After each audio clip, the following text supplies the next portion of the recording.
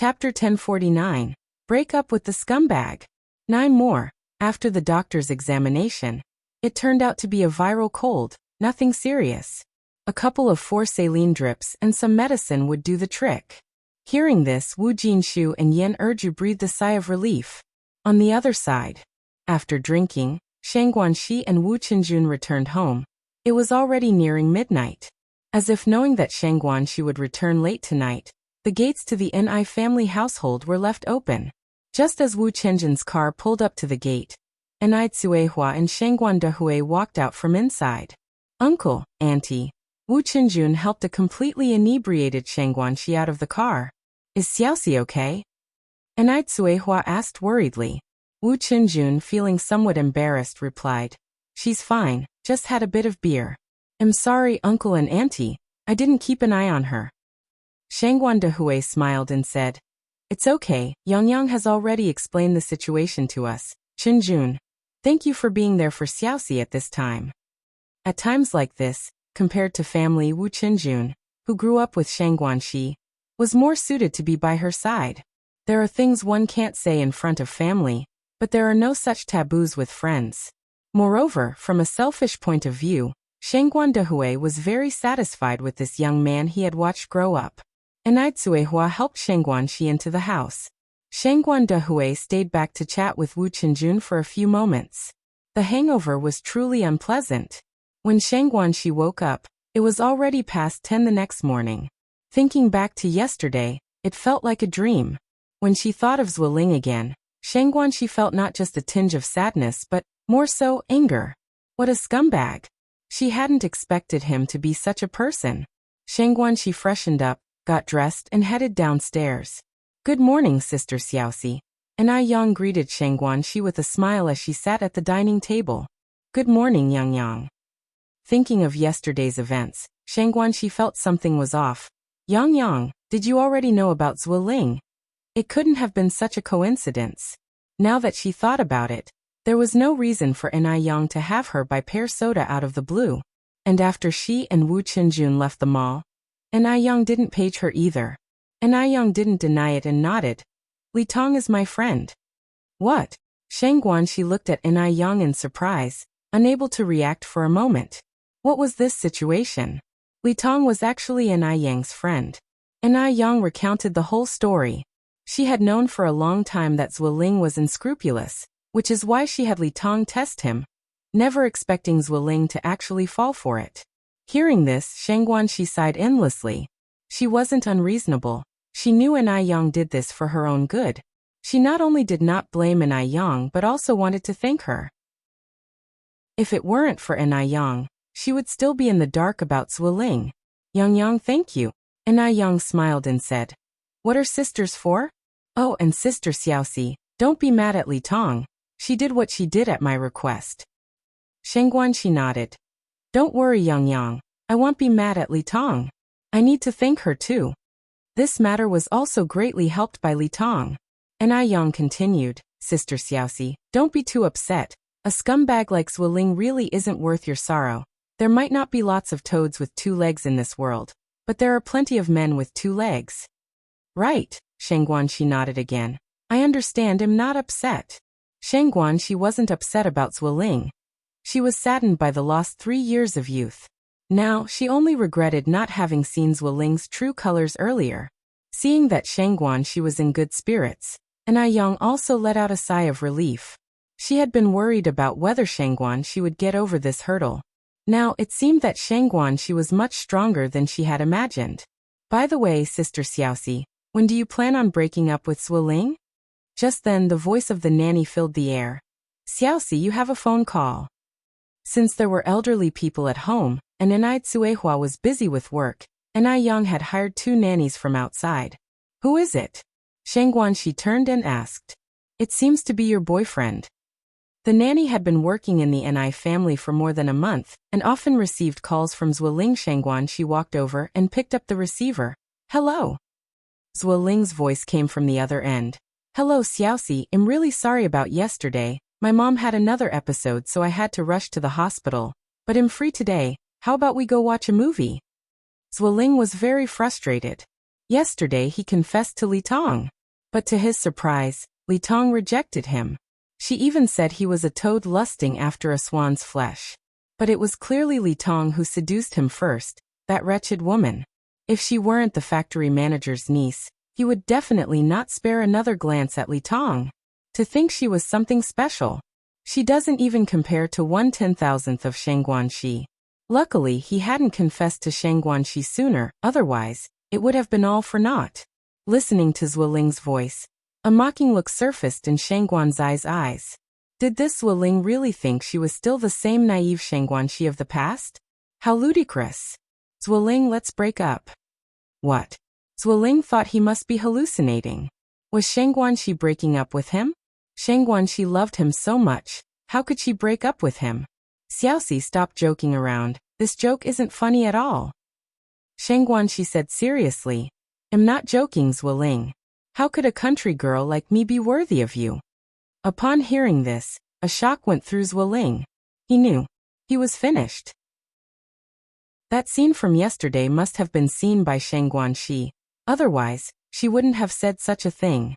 Xiaoxi, things are not what you saw. I can explain. It was all Li Tong, that wench. She seduced me first. Beep beep beep. The busy tone came through from the other end of the phone. Zuoling smashed the phone in anger. What's wrong? Lingling, what happened? Zuoling's mother rushed out of the room, looking anxious. Shang Guanxi broke up with me. Upon hearing this, Zuoling's mother rejoiced. That's good news. After all, you were ready to break up with her. Zuoling's mother had never liked Shang Guanxi anyway. Zuoling said furiously. But Li Tong didn't accept me. Li Tong rejected me yesterday. What? Zuoling's mother exclaimed in surprise. Li Tong actually rejected you? Didn't you say Li Tong liked you? What on earth is going on? Zuoling's mother was very anxious. She wanted to find Li Tong and ask about the situation personally. After all, Li Tong was a big catch. Without Li Tong, how would her son ever become a great factory manager? After a pause, Zuoling's mother continued. Lingling, don't worry. Maybe Li Tong is just testing you. She is, after all, the factory manager's niece with many responsibilities, Zuoling sighed. It's impossible now. There's no chance for me and Li Tong. Because Li Tong made it quite clear yesterday. He couldn't possibly demean himself by pursuing Li Tong. So he had to settle for second best and marry Shang Guanxi. But now, Shang Guanxi had broken up with him too. Zuoling's mother frowned. Is it really impossible? Did you offend Li Tong in some way? With someone like Li Tong, who's such a pampered rich girl, her temper is quite fiery. Why don't you go and sweet-talk her again? It's no use. Zuoling flung away his mother's hand. That bitch Li Tong was just playing me from the start. She never liked me. Zuoling had never been played like this his whole life. He felt like a fool. Zuoling's mother was terrified. Lingling, don't get angry, Mom spoke out of turn. It's her loss for not fancying you. When you make it big in the future, she'll regret it. Even though there's no Li Tong, you still have Li Bao. In terms of family background, Li Bao is certainly not inferior to Li Tong. In terms of family background, Chen Li Bao was of course not comparable to Li Tong. But under the current circumstances, Zuoling's mother could only use this to comfort Zuoling. As a mother, she couldn't bear to see Zuoling so heartbroken. Enough. Don't talk anymore. Shut your mouth. Zuoling glared furiously at his mother. He looked petrifying. Zuoling's mother swallowed hard, afraid to upset her son further. Okay, Mom won't talk, Mom won't talk. An I family. Upon learning about Shang Guanxi breaking up with Zuoling, old lady Shang Guan's spirits lifted considerably. Finally, they had broken up. However, old lady Shang Guan was still somewhat uneasy, because Shang Guanxi and Zuoling had had a falling out once before but got back together not long after. Old lady Shang Guan feared Shang Guanxi might pull a fast one on her again. Xiaoxi, you won't get entangled with that Zuoling kid again, will you? If you find any errors, ads pop up, ads redirect, broken links, non-standard content, etc., please let us know. Report so we can fix it as soon as possible. Chapter 1050, Wu Yinyun critically ill, 10th update. What else could I have to do with Zuoling? Unless a donkey kicked me in the head. Shangguan, she said with a smile. Grandma, rest assured no more. Really? Really? Shangguan, she nodded earnestly. I swear, if I'm ever stupid enough to be with trash like Zueling again, may lightning strike me down. After receiving Shangguan Zai's promise, Grandmother Shangguan finally breathed a sigh of relief. Shangguan Su, watching Shangguan Shi with a smile, said, Xiaoxi, you're finally thinking straight. When I knew you were dead set on marrying Zueling, it worried me so much I couldn't sleep for several nights. Shangguan Shi raised an eyebrow. Really? You care about me that much? You're being heartless now. When have I ever treated you poorly? All right. Shangguan Shi said with a laugh. Big brother, you're always the best to me. Shangguan Su was then satisfied. And Aiyang raised his glass to Shangguan Shi. Sister Xiaoxi, congrats on escaping the wolf's den and being reborn. Also, hoping you'll find your ideal man soon. Speaking of an ideal man, I actually know one. Shangguan Su said thoughtfully. Who? And Aiyang played along with Shangguan Su smoothly. Shangguan Su looked at Shangguan Shi. Xiaoxi, how about I introduce you to a particularly outstanding young man? No thanks. Shangguan Shi immediately waved him off. I'm really not in the mood to think about these things at the moment. After all, she had just ended a relationship. How could she possibly be ready to accept a new one so quickly? Since Shangguan Shi disagreed, Shangguan Su, as her brother, couldn't force her. After dinner, Shangguan Shi took her prepared belongings and then went to work. The moment she got off the bus, she saw a familiar figure. It was Zuo's mother. Zuo's mother was not alone. She stood there with a very plump young woman. Upon seeing Shangguan Shi, Zuo's mother immediately said, There she is. Lai Bao, that's the shameless woman who tricked Lingling out of his bird's nest and watch. Indeed, the young woman standing beside Zuo's mother was Chen Lai Bao. Shangguan Shi had already broken up with Zueling, and naturally did not want to deal with Zuo's mother's attitude.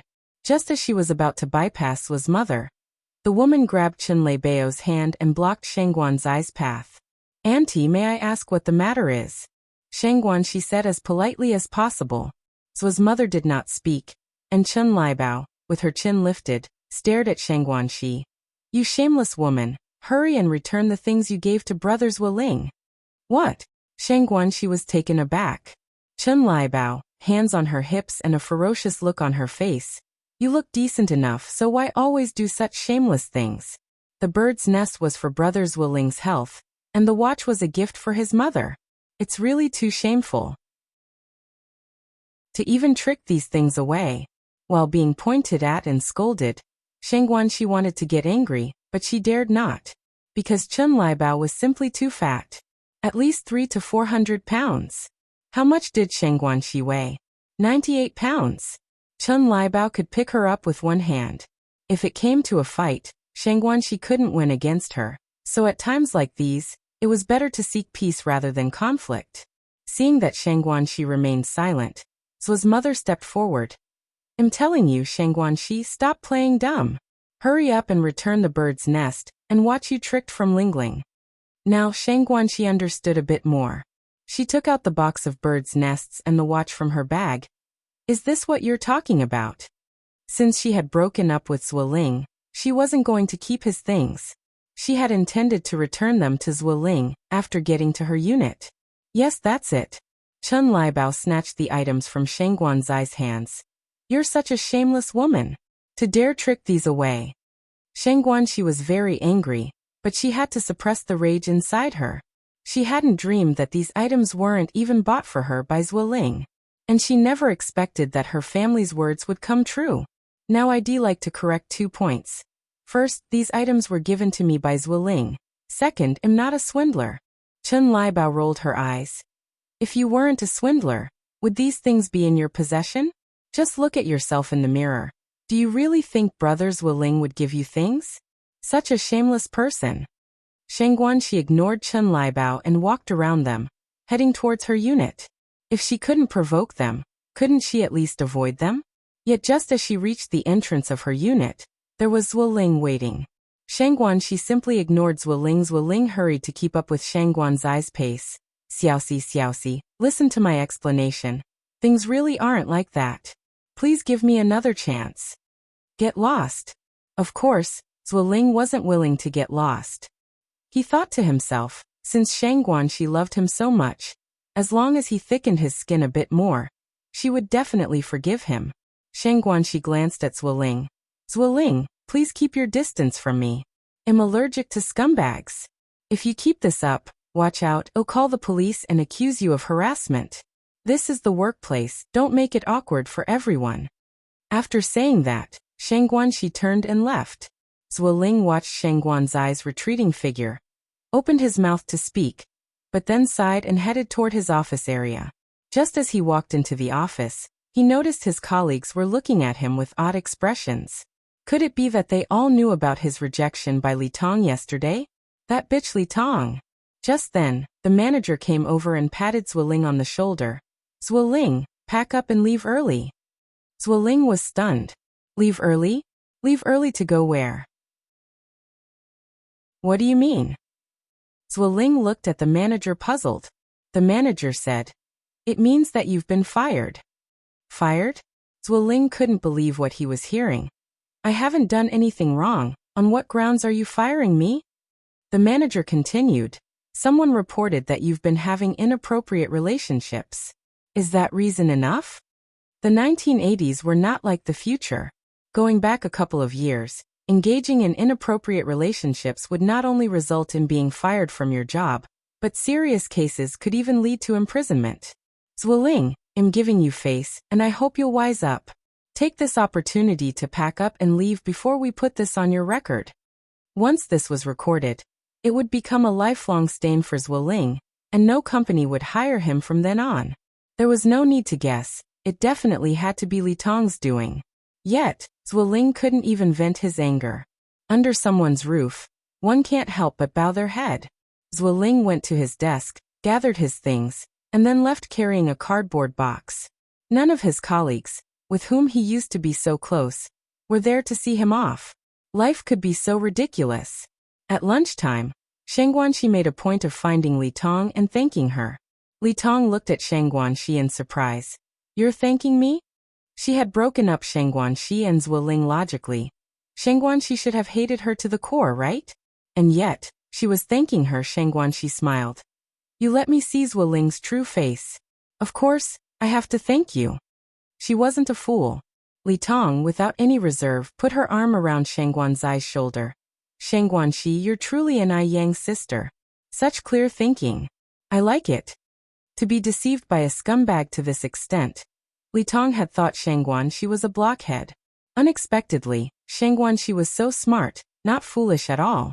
Relations between girls are very simple. After chatting for more than half an hour, they established a profound revolutionary friendship. And after work, they even went out to eat dinner together.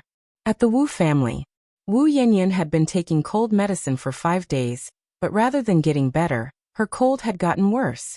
She had developed a ring of blisters around her mouth, bright red and frightful to behold. Moreover, because of tonsillitis, she couldn't eat anything solid, and could only consume liquid foods, causing her to progressively lose weight. Her symptoms were becoming less and less like a common cold, but when she went to the hospital for a checkup, the doctors all said it was just a cold. Xiaoyan, are you still in a lot of pain? Yan Erju looked at Wu Yanyan with reddening eyes. Wu Yanyan shook her head. Not only could she not eat, but she also couldn't speak. It was extremely uncomfortable. But to keep her parents from worrying, she could only say she wasn't in pain. Wu Jinshu hadn't been to the construction site for a day. Seeing Wu Yanyan like this, he was troubled. I heard Yang Yang is good at medicine. Why don't we have Yang Yang come and check on Yanyan? Upon hearing this, Wu Yanyan grabbed Wu Jinshu's wrist tightly, shaking her head vigorously. She didn't want it. Even if she were to die, she wouldn't want an Yang's treatment. Wu Jinshu sighed. Yanyan, at a time like this, you shouldn't be stubborn. If you find any errors, ads pop up, ads redirect, broken links, non-standard content, etc., please let us know. Report so we can fix it as soon as possible. Chapter 1051. Solving difficulties, killing 2 birds with 1 stone. 11 more updates. Don't want. She didn't want an Yang's treatment. She just didn't believe that if there wasn't an Yang, she wouldn't be able to live. Wu Yanyan's emotions suddenly became agitated, and she abruptly sat up, pulling out the 4 from her right forearm. Although she couldn't speak now, she could prove her determination through her actions to her family. Wu Jinshu and Yan Erju were startled. All right. I'll just tell Yang not to come over then. Yanyan, don't be angry. Hearing Wu Jinshu say this, Wu Yanyan finally calmed down and lay back on the bed again, exhaling deeply. She didn't know what was wrong with herself.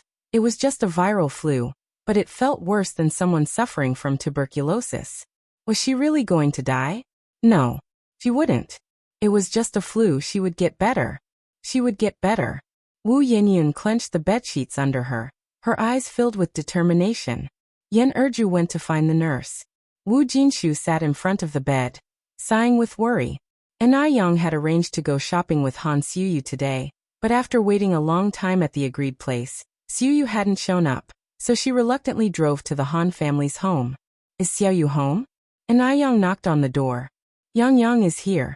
Han Xiaoyu saw Yang and apologetically said, I'm sorry Yang, something came up at home, and I was so rushed that I forgot we had planned to meet today. Yang smiled and said, It's okay, but is everything okay at your place? Han Xiaoyu sighed. The factory closed down, and my parents are unemployed. Yang was startled, then remembered that with the progression of the era and the increase in private businesses, this period was indeed seeing the first wave of layoffs. It was also a time when many unemployed workers ventured into business, becoming the millionaires and billionaires of later generations. But for many, unemployment made life difficult. The Han family had 3 children, all dependent on their parents working at the factory. Now, with both parents unemployed, it was indeed woeful. I remember your dad was the factory manager, right? Yang said. Yes, Han Xiaoyu nodded. Now all institutions are cutting back on staff, and my parents were out yesterday looking for work, but found nothing suitable. It was mainly because Han's parents had high standards, and ordinary jobs outside their interests. A thought flashed through Yang's mind. I actually have 2 suitable jobs for your uncle and aunt. Really? Han Xiaoyu's eyes lit up. Really? Yang nodded. Han Xiaoyu smiled and said, Then come in and let's talk about it. If my parents hear this, they'll definitely be very happy. Yang followed Han Xiuyu inside. As there were visitors, Han's father and mother graciously welcomed them out. Yang is here. Hello, uncle and aunt. Yang politely greeted. This was Han's father's first meeting with Yang. Are you Xiaoyu's classmate Yang who topped the exams?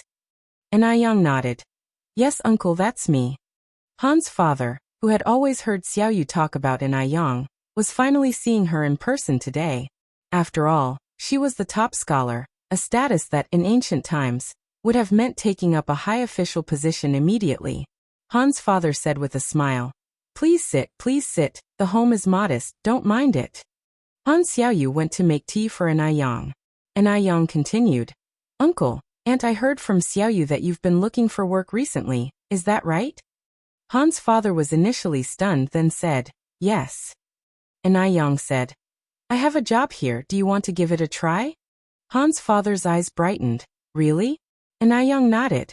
Han's father then asked, what kind of work do you want to offer us? Do you think the 2 of us can handle it? I heard from Xiaoyu that, uncle, you were previously a factory manager, and aunt was in factory finance, right? Yes.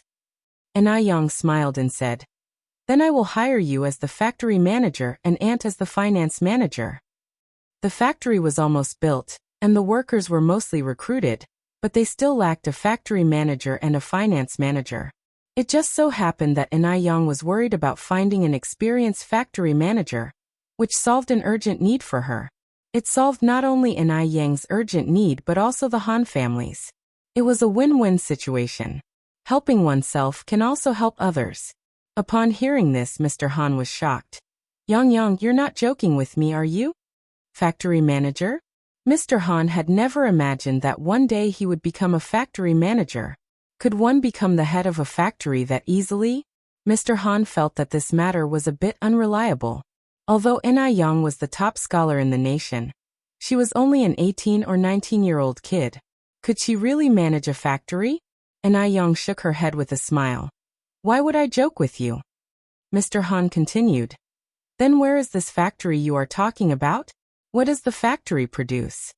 And Young said, to be honest, the factory is my own. Her own factory? Not only Mr. Han was stunned, but so were Han Xiaoyu and Mrs. Han. Was she just boasting? Words alone aren't proof, so let's do this. I'll take you to the factory for a tour. And Young stood up. Considering her age, owning her own factory was indeed incredible. It was normal for Mr. and Mrs. Han to be skeptical. Thus, Young decided to take them to Jinghua village to clear up their doubts. I'll go get the bicycle, Mr. Han said. And Young smiled. No need to ride a bicycle. I came by car today. Driving? Han Xiaoyu grabbed Yang's arm. Oh my god, Yang, you drove here? Is it one of those four-wheel sedans? And Young nodded. Yes. Han Xiaoyu swallowed hard. Han Xiaoyu had always known that Young came from a well-off family, but she had no idea it was to this extent. A sedan. Ordinary families found it hard to even buy a bicycle, yet Young already had a sedan. Mr. and Mrs. Han exchanged glances, also seeing disbelief in each other's eyes. Could the child be playing a trick on them? Only when they all followed Young out, and sat in the ordinary-looking but luxurious sedan, did they believe that Young was not lying. Han Xiaoyu, sitting in the passenger seat, exclaimed with excitement, Yang, you're so amazing. You can even drive a car. Oh my goodness. Don't laugh, but this is my first time in a sedan. Before long, the car entered Jinghua village. Han Xiaoyu asked, Yang, does your family live here? Yes, this is Jinghua village. Han Xiaoyu said in amazement. Your village is so nice. They even installed street lights. It's like the city, not like a village at all. Mr. and Mrs. Han nodded in agreement. Who would believe this was a rural area if they hadn't seen it with their own eyes? It wasn't long before they arrived at the factory. The factory had already been under construction for 2 months. The framework had already emerged because it covered a large area, making it look very imposing. There were about 10 more days to the New Year holiday, so the workers were working extra hard these days. Young treated them so well, they couldn't let the New Year delay the construction schedule. Seeing Young coming, everyone greeted her enthusiastically. It was evident from everyone's attitude that Young was very popular. Uncle and Auntie, this side is the production workshop. This side is the dormitory for the workers. This side is the canteen, and over here is the shower room. Seeing this scene with their own eyes, Mr. and Mrs. Han no longer had any doubts. Young then discussed her plans with Mr. and Mrs. Han. After all, Mr. Han had been a factory manager for over a decade, and offered several valuable suggestions to Young. Meanwhile, the look in Mr. Han's eyes toward Young changed. Although Young was only a teenager, her knowledge and experience were far beyond that of her peers, even beyond what he could match. This was truly impressive. After they toured the factory, Young took Mr. and Mrs. Han to the family home. Han Xiaoyu said, Yang, this is your house. Young nodded. Your home is really beautiful. There was heating in the living room on the first floor. Young took off her coat as they entered. Uncle and Auntie Xiaoyu, please have a seat. The nanny immediately went to make tea. Han Xiaoyu looked around the family's living room, her eyes full of astonishment. She finally understood how Granny Lu felt when she entered the Grand View Garden. Young continued, Uncle and Auntie, the factory is expected to start operations after the 2nd month of the new year. Regarding the salaries, the factory manager will get 280 yuan per month, and the financial manager will get 98 yuan. Such high salaries. Mr. Han was taken aback. If you find any errors, ads pop up, ads redirect, broken links, non-standard content, etc., please let us know report so we can fix it as soon as possible. Chapter 1052. Meta Benefactor, 12 more updates. You should know that before this, Han's father's salary was only 128 yuan a month. Yang's salary was nearly more than double the previous amount. Young said with a smile, This is just the starting salary. After half a year, it will increase by 100 yuan, and another 100 yuan after a full year.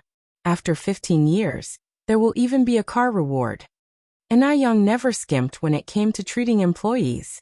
Moreover, the greater the employee turnover, the greater the damage to a company. A truly good company has a very low resignation rate, practically none at all. Upon hearing this, Han's father's eyes widened in disbelief. Is that true or false? Young nodded. If you and Auntie think it's suitable, let's find a time to sign the contract. Suitable. Of course it's suitable. With such good treatment, only a fool would disagree. At Yang's warm invitation, Han's father and mother stayed in the family house for dinner that evening. After dinner, Young drove them home. That very night, Young drafted the contract, and the next day he went to the Han family's home to have the contract signed. After Young left, Han's father looked at Han Xiuyu with a loving face. Xiuyu, you've really met your benefactor this time. Young was so impressive that Han Xiuyu also felt honored. That's right, I've told you before, Yang is very amazing. Han's mother stood up and said, Yang has been gracious to our family. Our family must not forget this kindness in the future. Your mother is right, agreed Han's father with a nod. Han Xiaoyu smiled and said, Don't worry, Mom and Dad. Even if I forget someone, I won't forget Yang. Meanwhile, Wu Yanyan's condition was getting more severe, and she had fallen into a coma, which led the doctor to suggest a transfer to another hospital. Wu Jinshu and Yan Erju were very anxious, and they transferred Wu Yanyan to the city hospital overnight. The conclusion from the city hospital was also that it was a cold.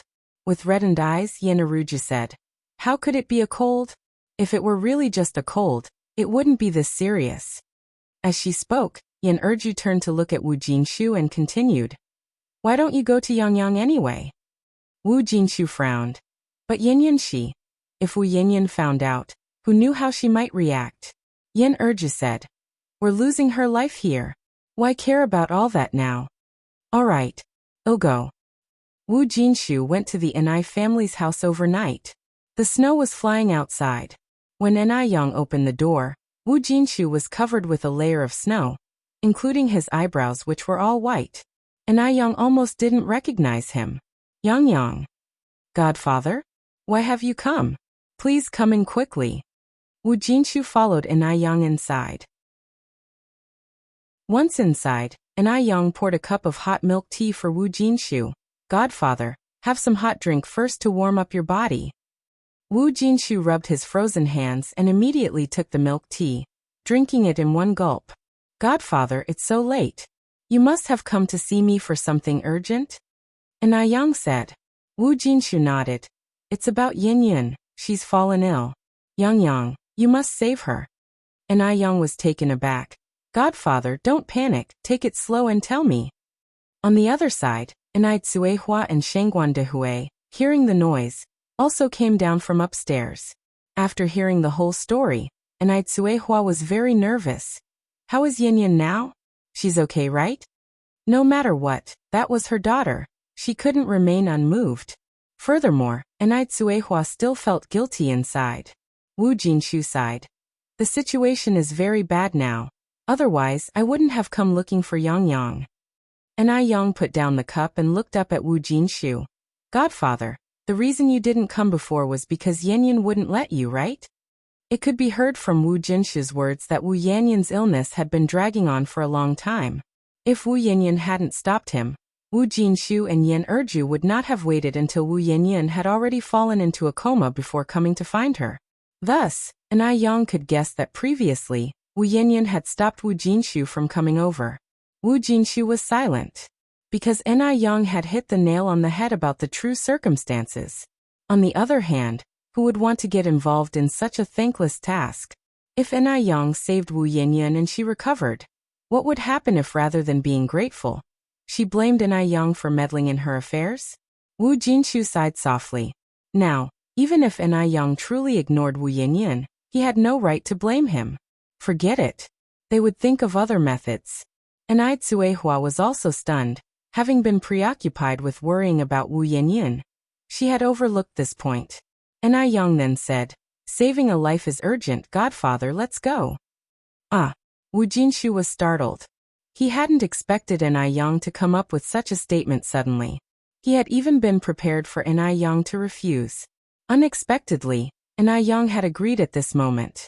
Ai Yang said with a smile, I am a doctor. In the face of life and death, I cannot remain indifferent. It also goes against my teacher's admonitions. Besides, our Ai family owes Yin a life. This time, it's as if I am returning what our Ai family owes her. A life for a life. It was fair.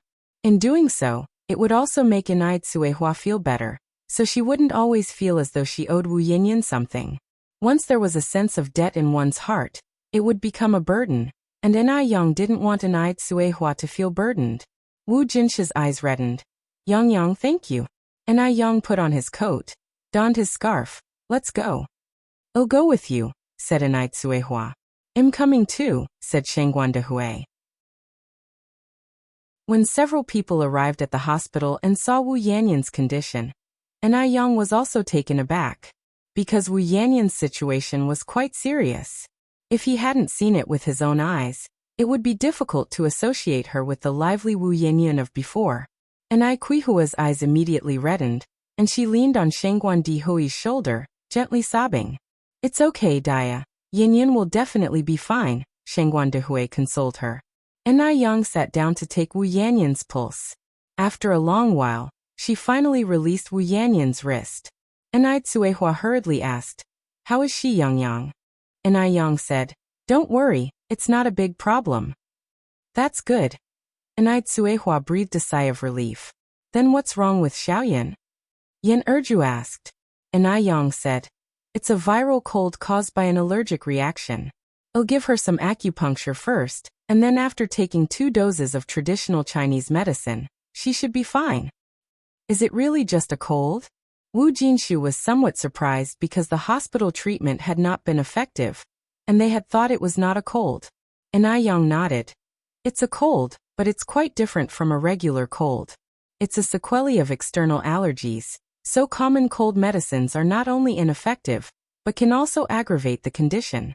If it were any later, the problem would have been rather tricky. Ai Yang wasn't exaggerating. If it had been delayed another day or two, and the virus had invaded the heart and lungs, Wu Yanyan would have been beyond saving. It was also her fate not to die yet. Yan Erju wiped her tears and said, This child is so stubborn. Your godfather has been saying we should have you come take a look, but she just wouldn't agree. Otherwise, it wouldn't have dragged on this long. Godmother, don't worry. I'm going to give Yanyan acupuncture right now. After the acupuncture, she can be discharged. I'm going to talk to Yanyan's chief doctor to see if he can arrange a sterile room for us. After all, this was in a hospital. If acupuncture were done recklessly in the ward, there could be a risk of infection. Wu Yanyan's chief doctor was an old doctor in his 50s. After hearing what Ai Yang had to say, he immediately arranged a sterile room for her. Finally, he asked, Young lady, is your name Ai Yang? Ai Yang nodded. Yes. So you're the divine doctor who cured Mr. Abner's mother's stubborn illness? Wow. I finally met the real person today. The doctor excitedly shook Ai Yang's hand. Mr. Abner's mother's illness had seen countless big hospitals, but no doctor was sure they could cure her. However, not long ago, Mr. Abner's mother unexpectedly recovered fully. This could be described as a medical miracle. And the person who cured her was just a girl in her teens named Ai Yang. From then on, Ai Yang was called the Divine Doctor by scholars in the medical field, and became a legend in the field. Before Ai Yang could say anything, the old doctor continued. Right, Divine Doctor, when you do the acupuncture later, can I let our hospital's doctors observe and learn from the side? Ancient medicine is a legend of China. If it could be integrated with Western medicine, it would surely benefit mankind. A doctor's heart is benevolent. Ai Yang was never a stingy person. Of course, no problem. The old doctor didn't expect Ai Yang to agree so readily and said, stunned. Then thank you, Divine Doctor. I'll go tell everyone now. If you find any errors, ads pop up, ads redirect, broken links, non-standard content, etc., Please let us know report so we can fix it as soon as possible. Chapter 1053. Completely give up, 13th update. Although Enai Yang was performing acupuncture on Wu Yanyan with many doctors standing by, she was not nervous at all. She remained as composed as ever. Her movements in inserting the needles were smooth and flowing, and from a distance, there was even a hint of an artistic martial flair. The doctors watching were dumbfounded. If they hadn't seen it with their own eyes, who would believe that a teenager could be so skilled? After more than 2 hours of acupuncture, Wu Yanyan's condition gradually improved, and her originally pale face started to turn rosy, with the blisters on the corner of her mouth also shrinking. While they hadn't completely disappeared, they were at least not as disturbing as in the beginning. Ancient medicine is truly miraculous. Our ancestors' legacy is indeed marvelous, isn't it? After the acupuncture session, Wu Yanyan was taken out, and Enai Yang was surrounded by a group in the middle, answering various medical questions. Although she was younger than everyone present, her aura was not the least bit diminished. With confident eyes and sophisticated speech, she provided the most professional answers to the most complicated problems, earning everyone's genuine admiration. Enai Yang's tone was neither fast nor slow, perfect for the doctors to take notes. One of the female doctors felt more and more familiar with Enai Yang as she watched. Little divine doctor, you're the national top scholar of this year, aren't you? Enai Yang had appeared on television 3 times this year, so anyone who had seen the news would have some impression of her. Enai Yang nodded with a smile, yes. The female doctor covered her mouth and exclaimed, oh my, I knew you looked familiar. So you are the national top scholar Enai Yang, right? My child adores you. Could you give me an autograph? Of course. The female doctor was thrilled to death, passing her notebook to Enai Yang. Little divine doctor, please sign here. My child is taking the college entrance exam next year. Ever since he saw your news, he's been so much more diligent in studying, and even says he wants to be the top scholar too. As Enai Yang took the notebook, she asked, what's your child's name? Chun Haoran, Haoran as in the great poet Meng Haoran.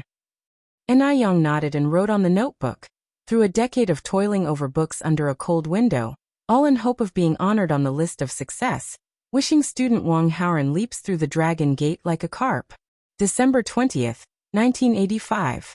Signed Enai Yang. The characters Enai Yang wrote were powerful yet unrestrained, impressively beautiful. The female doctor received the notebook with both hands. Thank you, little divine doctor. Our child will be so happy to see this. You're welcome, Enai Yang said with a slight smile. When she returned to the ward, Enai Yang was surprised to see Enai Tsuehua and Shengguan Dahui standing outside, and asked, Mom and Dad, why are you standing outside? It was winter, and the corridor was so cold. Enai Tsuehua sighed, looking somewhat upset. Well, Yanyan has woken up. Has she started making a fuss again?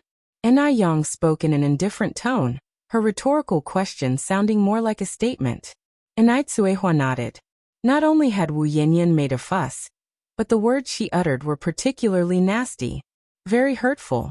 Enai Tsuehua couldn't bear to hear them, and she thought that if Enai Yang heard them, she probably couldn't bear them either. Enai Yang's eyes remained indifferent. Let her fuss. What's out of sight is out of mind. After all, we don't owe her anything anymore. Enai Yang had long been disappointed in this sister. Wu Yanyan's reaction after waking up was also within her expectations, so she was not surprised at all. Shengguan Dahui nodded. Yang is right, Daya. We don't owe Yanyan anything anymore, and you don't have to feel guilty either. Whether as her mother or as Enai Yang being her sister, you both have done very well. You don't owe her anything. There's no need to always indulge her. In Shengguan Dahui's view, Wu Yanyan truly lacked any sense of gratitude. If she had even a shred of gratitude, she wouldn't have treated Enai Tsuehua like this today. By now, Enai Tsuehua had also come to a realization. From now on, she would act as if she had never given birth to this daughter. Just then Wu Jinshu came out of the ward, his face filled with shame as he said, Yang, Dad Yang, Mom Yang, I'm so sorry. It's our fault for not raising our child properly. Even though Wu Jinshu had been mentally prepared, he still didn't expect Wu Yanyan's reaction to be so extreme. She was not only ungrateful but turned out to be a wolf in sheep's clothing. Aside from apologizing, Wu Jinshu could think of no other solution. Sigh. Just then, a vase was thrown from inside and smashed against the door. Crash, it shattered to pieces.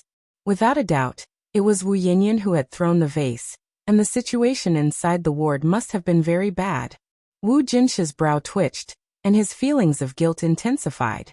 Anai Yang shook her head and handed Wu Jinshu a piece of paper. Godfather, this is the prescription. I've written down the specific dosages and how to brew it. Just follow the instructions, and if you have any problems, you can contact me. She now had no relationship with Wu Yanyan, so whatever Wu Yanyan did, she wouldn't be upset.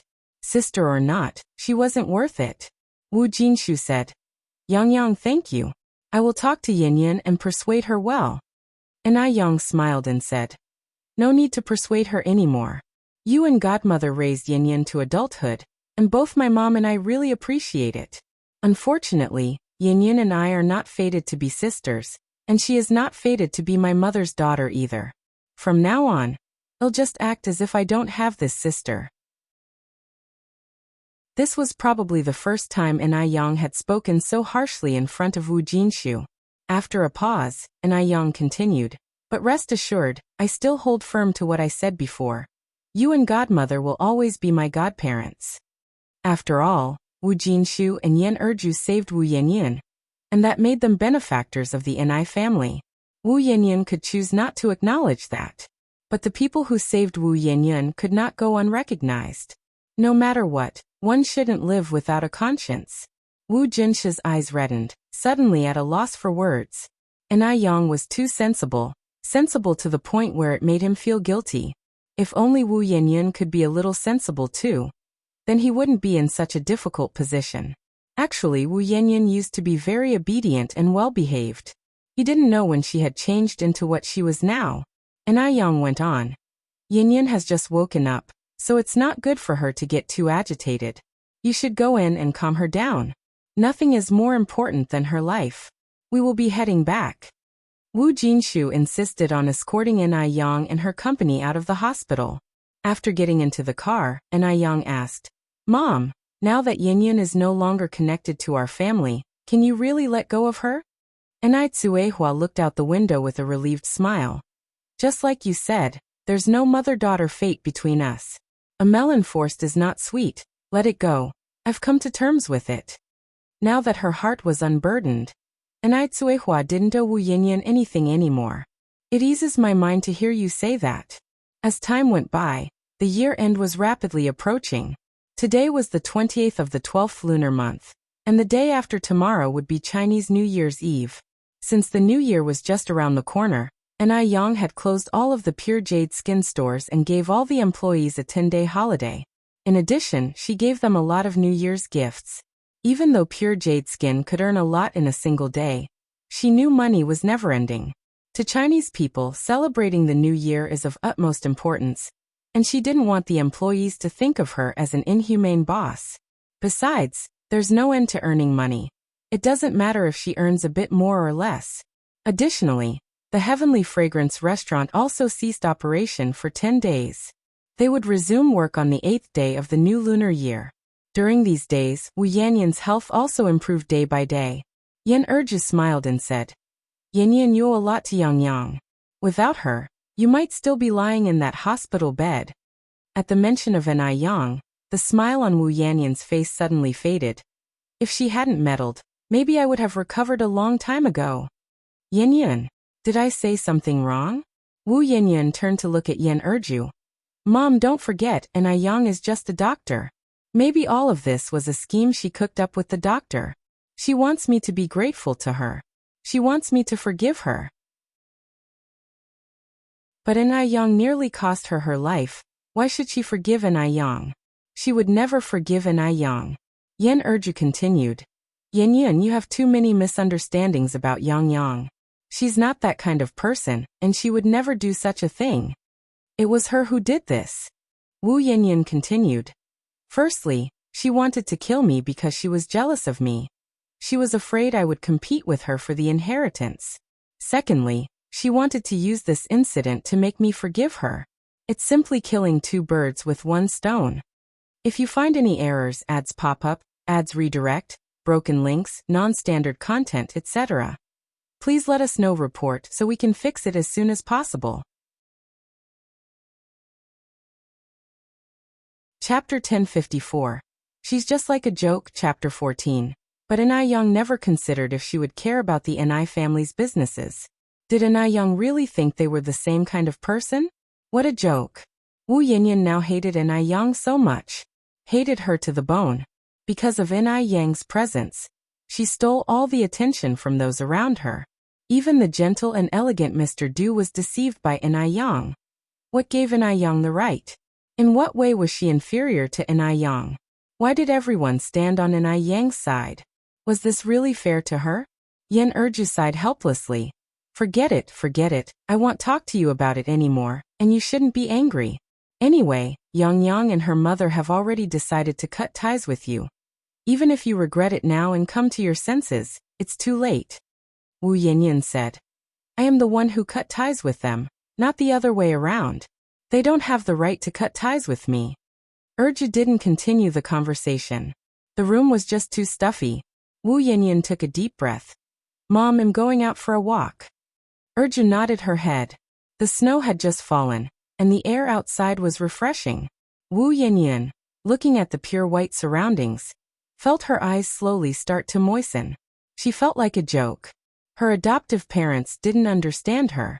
Any sorrow in her heart had to be suppressed by herself. Maybe this was the difference between biological and non-biological.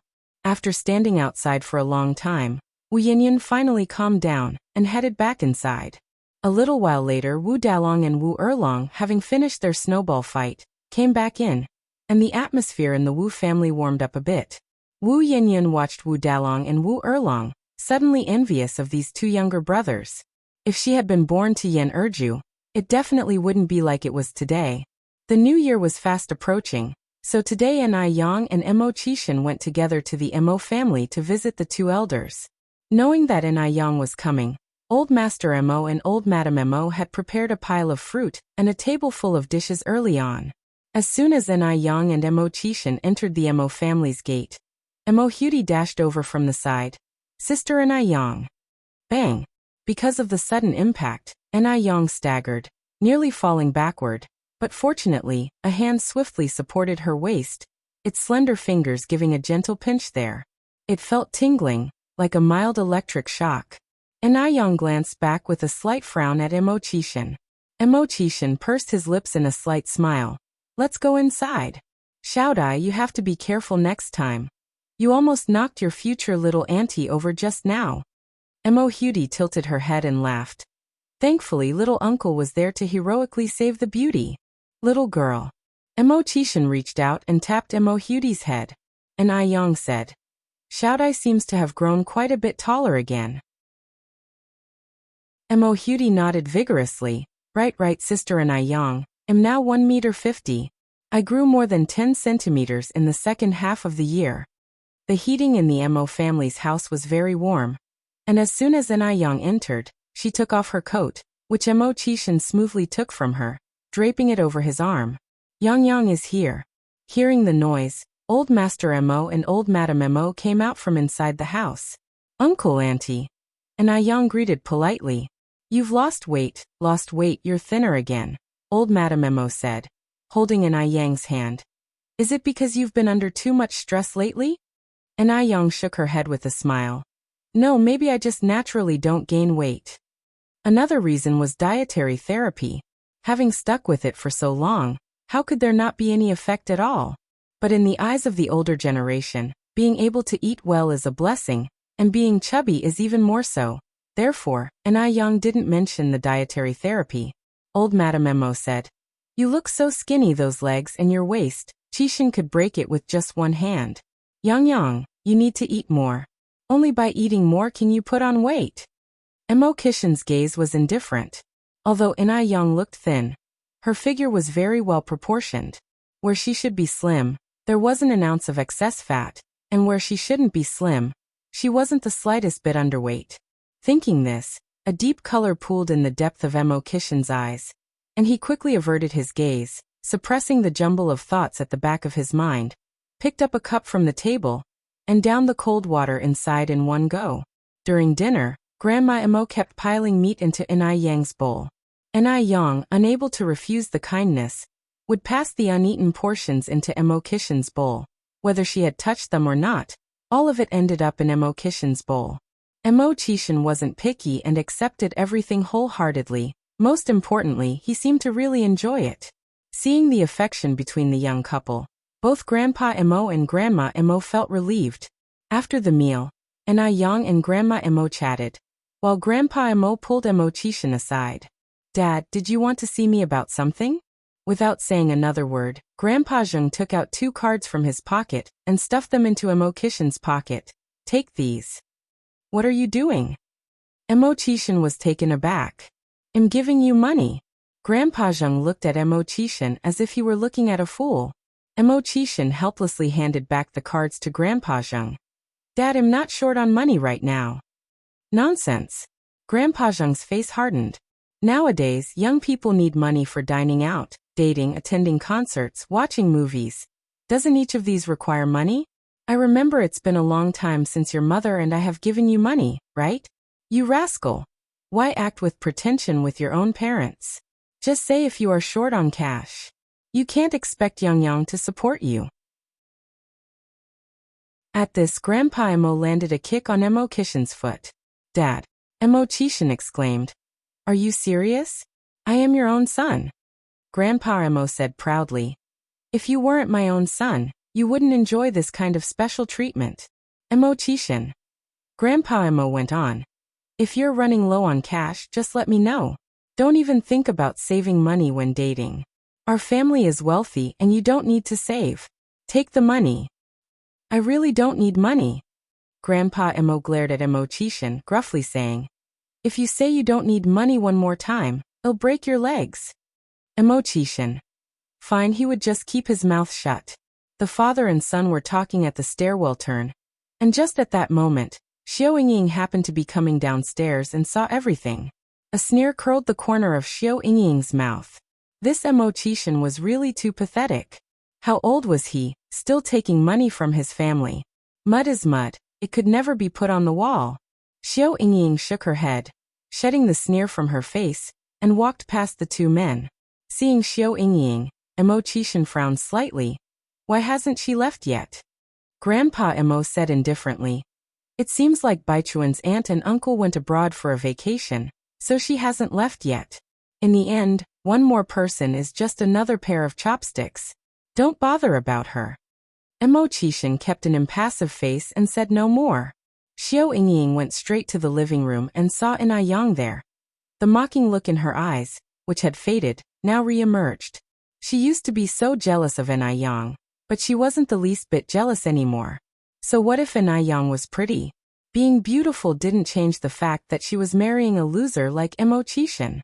Xiao Yingying didn't even want to greet them and left the Emo family's living room, just in time to run into Emo Baichuan and Zhao Jingrong at the entrance. "Cousin." "Yingying, where are you going?" asked Emo Baichuan. "I'm going to the department store to buy some stuff," said Xiao Yingying. And as if she had just remembered something, she pulled Emo Baichuan aside, lowering her voice arrogantly. "Cousin, let me ask you something." "Go ahead." Xiao Yingying continued. "Chinese New Year is around the corner. Will Mr. Mog come here to celebrate?" Emo Baichuan sighed. "Yingying, how many times do I have to tell you?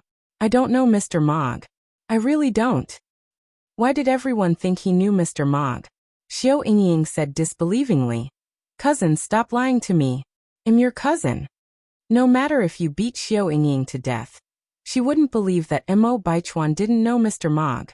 If Emo Baichuan didn't know Mr. Mog, then Mr. Mog wouldn't have brought a gift to Grandma Mo's birthday banquet. Did they think she was a fool? Xiao Yingying went on. "Cousin, just tell me. I swear I'll keep it secret. I won't tell anyone." Knowing when Mr. Mog would come over, she could also dress up and prepare. "Yingying," Emo Baichuan said with a frown, "stop messing around." Xiao Yingying pouted. Don't tell me then. It's not a big deal. If not, she would just dress up beautifully every day after the new year. That way Mr. Mog would see the most perfect her. A faint smile crossed Zhao Jingrong's lips, her eyes filled with smugness. Perhaps Xiao Yingying could never dream that Mo Baichuan was Mr. Mog. She looked forward to seeing Xiao Yingying's reaction when she found out the truth. By then, the scene would certainly be very exciting. If you find any errors, ads pop up, ads redirect, broken links, non-standard content, etc., please let us know. Report so we can fix it as soon as possible. Chapter 1055. Boss Tricks Yangyang 15 Updates. Zhao Jingrong became increasingly smug and walked up to Mo Baichuan, whispering softly, "Baichuan, let's go inside." Mo Baichuan nodded and followed Zhao Jingrong inside. Hiss. Just then, a sharp pain shot through Zhao Jingrong's hand. Why was he suddenly using so much strength? Zhao Jingrong turned to look at Mo Baichuan, only to see his gaze fixed on the sofa in the living room. There were two people sitting on the sofa. It was Enai Yang and Mo Qixin. Mo Qixin was peeling an orange for Enai Yang, who was eating it and talking to Mo Qixin. A faint smile spilling over her lips, her eyes clear and bright, dimples shallow, a beauty almost like jade. How beautiful was Enai Yang! Beautiful enough to make Zhao Jingrong, a self-important heiress, feel utterly astounded. Every encounter with her was dazzling. Enai Yang was so beautiful, and she was interested in Mo Qixin, that loser? Could it be that her intentions were not on the surface? Zhao Jingrong narrowed her eyes slightly, subtly withdrawing her gaze from Enai Yang, and turning towards Mo Baichuan. She now had an intuition that Enai Yang had come for Mo Baichuan. Yes, it must be so. How could she do this? Enai Yang was shameless. Mo Baichuan was her boyfriend.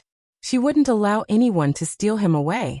Zhao Jingrong tightened her grip on Mo Baichuan's hand, determined to keep a close watch on him from now on. Uncle Six.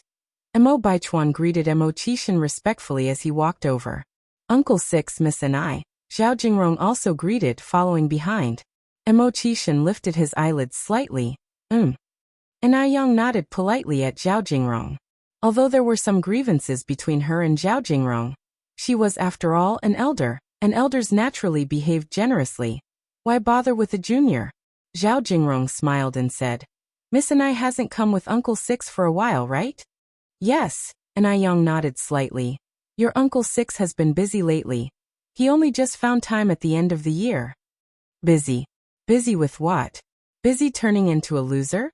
Those words, only Enai Yang could utter them without biting her tongue. Zhao Jingrong almost laughed out loud, the mocking expression in her eyes growing more apparent. Seems Uncle Six is indeed a very busy man, Zhao Jingrong said. Enai Yang was non-committal, as if she hadn't understood the implication in Zhao Jingrong's words. Zhao Jingrong continued. I wonder what Miss Enai has been busy with recently? Just casually keeping busy, said Enai Yang in a light tone. Zhao Jingrong smiled and said, They say birds of a feather flock together. Uncle Six is a busy man, and so is Miss Enai. But who stays busy just casually? Miss Enai must be busy with some great enterprise, right? The sentence was laden with heavy irony. Other than being beautiful, what other merits did Enai Yang possess?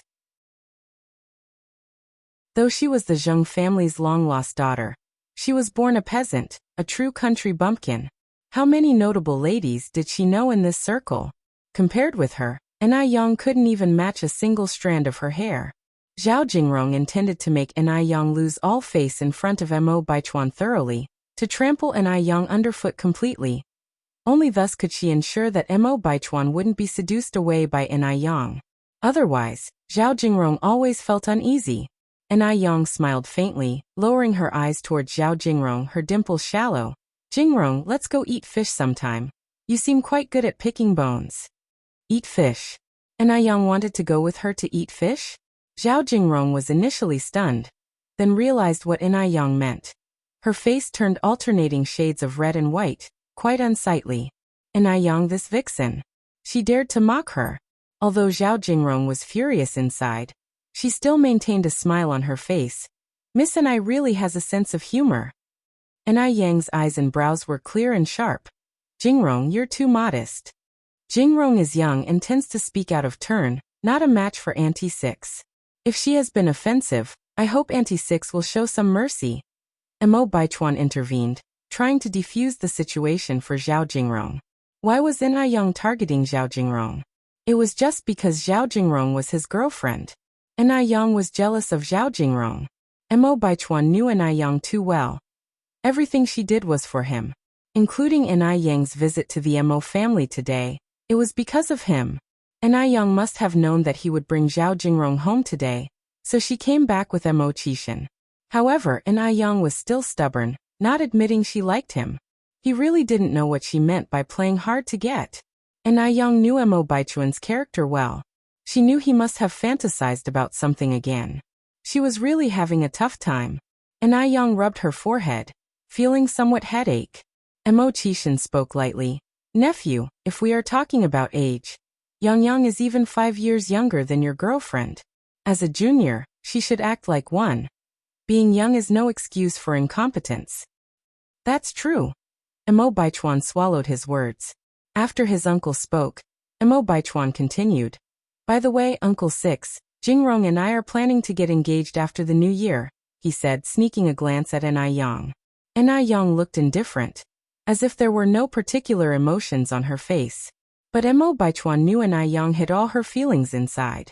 Hearing this, Enai Yang must have felt extremely uncomfortable. Mo Qixin paused.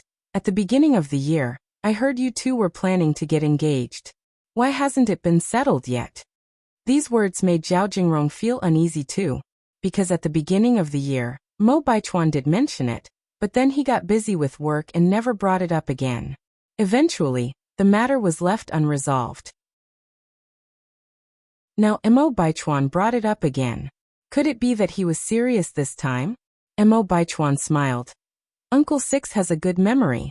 I did mention it at the beginning of the year, but work got busy, and it was put off. Now that I have time after the new year, we plan to finalize everything during that time. Zhao Jingrong's expression brightened. Great.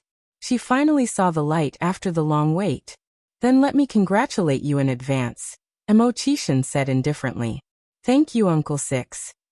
Feeling a bit suffocated by the atmosphere downstairs and Mo Baichuan's odd looks, Enai Yang turned to Mo Qixin. Brother Mo, shall we go up to the Sky Garden for a walk? Sure, Mo Qixin nodded. Mo Baichuan watched Enai Yang's retreating figure, his eyes full of mockery. Was she unable to handle just an engagement announcement? What would happen on the day he and Zhao Jingrong got married? Yes, Enai Yang would definitely reveal her true colors then. He was looking forward to that day. On the top floor of the Mo family house, there was a transparent glass house filled with many flowers and plants. Despite it being winter, the glass house was blooming with flowers. Seeing the beautiful plants, Enai Yang's mood instantly improved. After walking out of the Sky Garden, Enai Yang and Mo Qixin played games in a room on the 3rd floor. Because Enai Yang really didn't want to see that narcissistic Mo Baichuan. And with Zhao Jingrong speaking sarcastically, and the new year approaching, Enai Yang didn't want to let insignificant people affect her mood. Mo Qixin held a game controller in one hand, and picked up a cigarette with the other. Click, the lighter sparked, filling the air with a faint smell of smoke. Yang, do you want one? Mo Qixin smiled at Enai Yang. No, Enai Yang spoke indifferently. Smoking is bad for health, don't you know? Mo Qixin took a deep drag on his cigarette, then blew a beautiful smoke ring. Really don't want one? No. Enai Yang shook her head. Mo Qixin slightly raised his eyebrows. Before Enai Yang realized it, she was pressed down on the couch, a large shadow looming over her, his thin lips against hers cool and tingling. He transferred all the smoke from his mouth into hers. The dense smoke hit her, and Enai Yang's eyes widened. He was too wicked. Using this trick. It was a long while before Mo Qixin let go of her, his tone low. Tasty? Getting skillful? Enai Yang slightly raised her eyebrows. It's all thanks to the boss training. Mo Qixin's thin lips parted lightly. Your face is truly thick. Enai Yang reached out and pinched Mo Qixin's cheek. Mo Qixin wrapped his arm around her waist, resting his chin on her shoulder. Yang, how come I just like you so much? Enai Yang smiled. Men's mouths, deceiving devils. You like me now, but when I am old and faded, perhaps you won't like me anymore. If you find any errors, ads pop up, ads redirect, broken links, non-standard content, etc., please let us know. Report so we can fix it as soon as possible.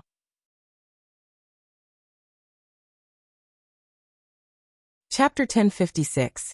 Grasshoppers after autumn are not to be feared. Chapter 16 update. Mo Chishan looked at Anai Yang and said seriously, I want. No matter when, I will never change my heart, unless you reject me first. Really? Anai Yang slightly raised her eyebrows. Absolutely sincere. Heaven and earth can witness. Anai Yang then said, I'm thirsty now. Can you go downstairs and bring up my teacup? Right away. Mo Chishan immediately rose from the sofa and headed downstairs. Anai Yang had originally planned to return home in the afternoon, but after spending time with Mo Chishan, it suddenly became evening, so she ended up staying at the Mo family for dinner. Zhao Jingrong didn't go back either. Although old Madame Mo and old Master Mo did not like Zhao Jingrong, she was now Mo Baichuan's girlfriend, and since Mo Baichuan insisted on being with her, the elderly couple found it inappropriate to say anything. At the dinner table, Mo Baichuan brought up his engagement with Zhao Jingrong once again. Upon hearing this, old Master Mo looked up at Mo Baichuan. As long as you have thought it through, what about your parents? Have you talked to them? He didn't want to persuade anymore at this point, because no amount of persuasion would be useful. Children and grandchildren have their own fortune. As long as his son and daughter-in-law were fine, he as a grandfather was fine too. Mo Baichuan nodded. Don't worry, I have communicated everything with them. Old Master Mo said, as long as you have talked it through with them, just proceed with the arrangements when the time comes. Mo Baichuan was stunned for a moment, seemingly not expecting old Master Mo to be so easy to talk to. He thought old Master Mo would object. Zhao Jingrong sat shyly on the side, her heart sweet as if filled with honey. This was perfect. Finally, they had reached this day. Soon she would be the envied Mrs. Mog. After the meal, Mo Chishan prepared to take Anai Yang home. Just as the two of them were about to leave, Anai Yang suddenly remembered she had left something upstairs. Thus, Mo Chishan went up to retrieve it while she went to the restroom. Coming out of the restroom, she was blocked by a tall figure. Anai Yang frowned slightly, looked up, and saw that it was Mo Baichuan. Seeing Mo Baichuan, Anai Yang felt overwhelmed. She didn't know why, although she hadn't done anything. Mo Baichuan always thought she liked him, self-confident without any reason. Mo Baichuan looked at Anai Yang and said word by word, Anai Yang, I'm giving you one last chance. I'm about to get engaged to Jingrong. By then, even if you regret it, it'll be too late. He was giving himself a chance, and also giving Anai Yang a chance. He didn't want Anai Yang to have regrets. More importantly, he didn't want to have regrets himself. Anai Yang was astute, knowing that she was playing hard to get, yet he still fell for her irresistibly. Although Mo Baichuan didn't want to admit it, Anai Yang had indeed achieved her goal. Mo Baichuan, let me emphasize seriously one more time. I have no interest in you, not even a cent's worth. I only like your uncle Mo Chishan. Only him. Saying this, Anai Yang pointed to her head.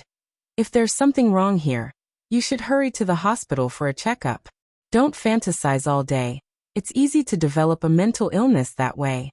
Mo Baichuan's expression turned cold. Anai Yang, stop pretending. Is there any point in keeping up this act? Aren't you tired? Resisting the urge to curse, Anai Yang pushed Mo Baichuan away, her brow furrowed. Mo Baichuan, I'm now your uncle's girlfriend, and I will be your future aunt. Please show some respect in front of your elders. With that, Anai Yang walked outside. Mo Baichuan was a martial artist, and not many people could push him. Yet Anai Yang had done it, seemingly without much effort. Mo Baichuan watched Anai Yang's retreating figure, licked his molars, his eyes filled with dangerous intent. If that was the case, he could only let Anai Yang regret it herself. He would definitely give Zhao Jingrong an enviable, grand wedding. Anai Yang arrived at the door just as Mo Chishan came down from upstairs. Yang, your bag. Anai Yang took the bag and got into the car with Mo Chishan. Big brother Mo, I think your nephew has a problem. and I Young had wanted to discuss this matter with Mo Chishan. After all, couples should be open and honest with each other, without any secrets. However, she was worried that if she spoke out, it might impact the relationship between Mo Chishan and Mo Baichuan. They say that beauty is a source of trouble, and she couldn't bear being a sinner. After careful consideration, I Young decided not to mention it. As long as she kept her distance from Mo Baichuan, that would be enough. Mo Chishan dropped I Young off at Jinghua village. Yang, it's too late now, so I won't go in. Tomorrow morning at 10:30, I'll come to pick you up. Pick me up to go where? I Young asked, somewhat curious. The day after tomorrow is New Year's. Let's go to Brother Dust's place tomorrow and have a look, Mo Chishan replied. I Young curiously said, isn't he going back to Shanghai for the New Year? He's not going back. Mo Chishan said. All right. I Young nodded slightly. I got it. Today was the 29th of the 12th lunar month, and the Ni family was bustling with activity. Almost everyone had gathered around the stove to fry New Year's treats.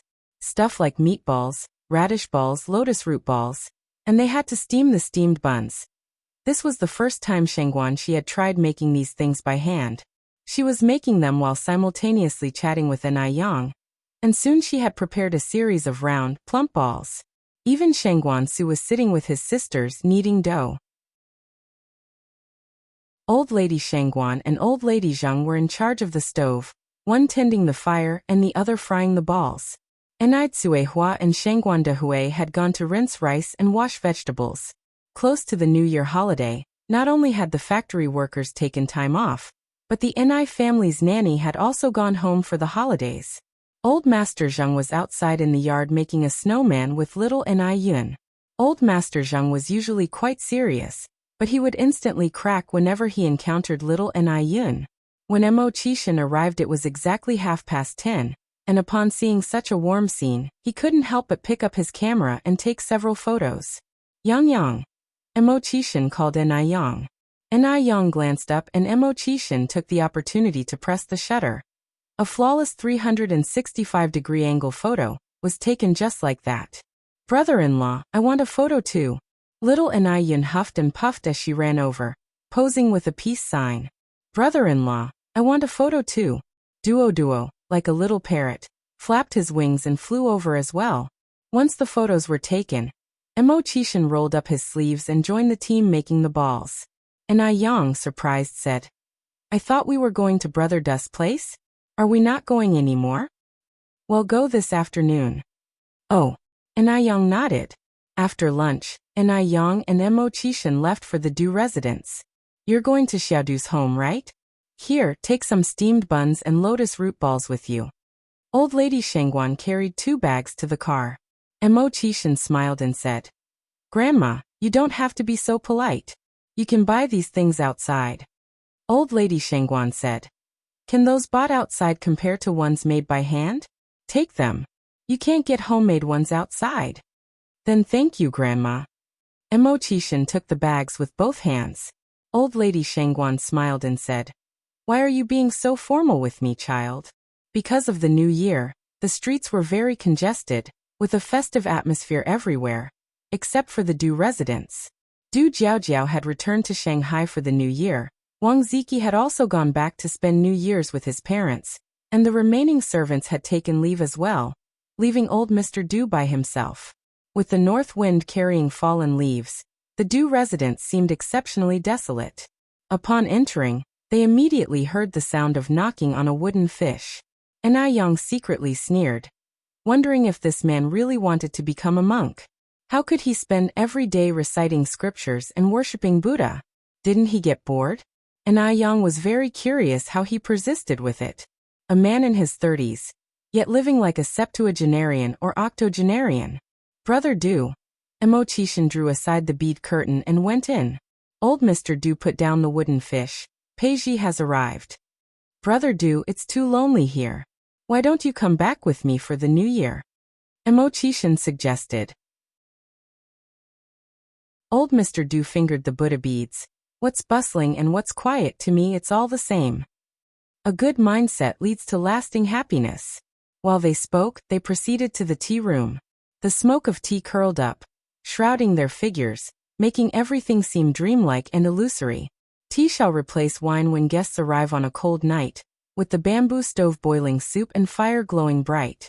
While Mo Chishan and old Mr. Du chatted, and Yang found a book on the shelf to read.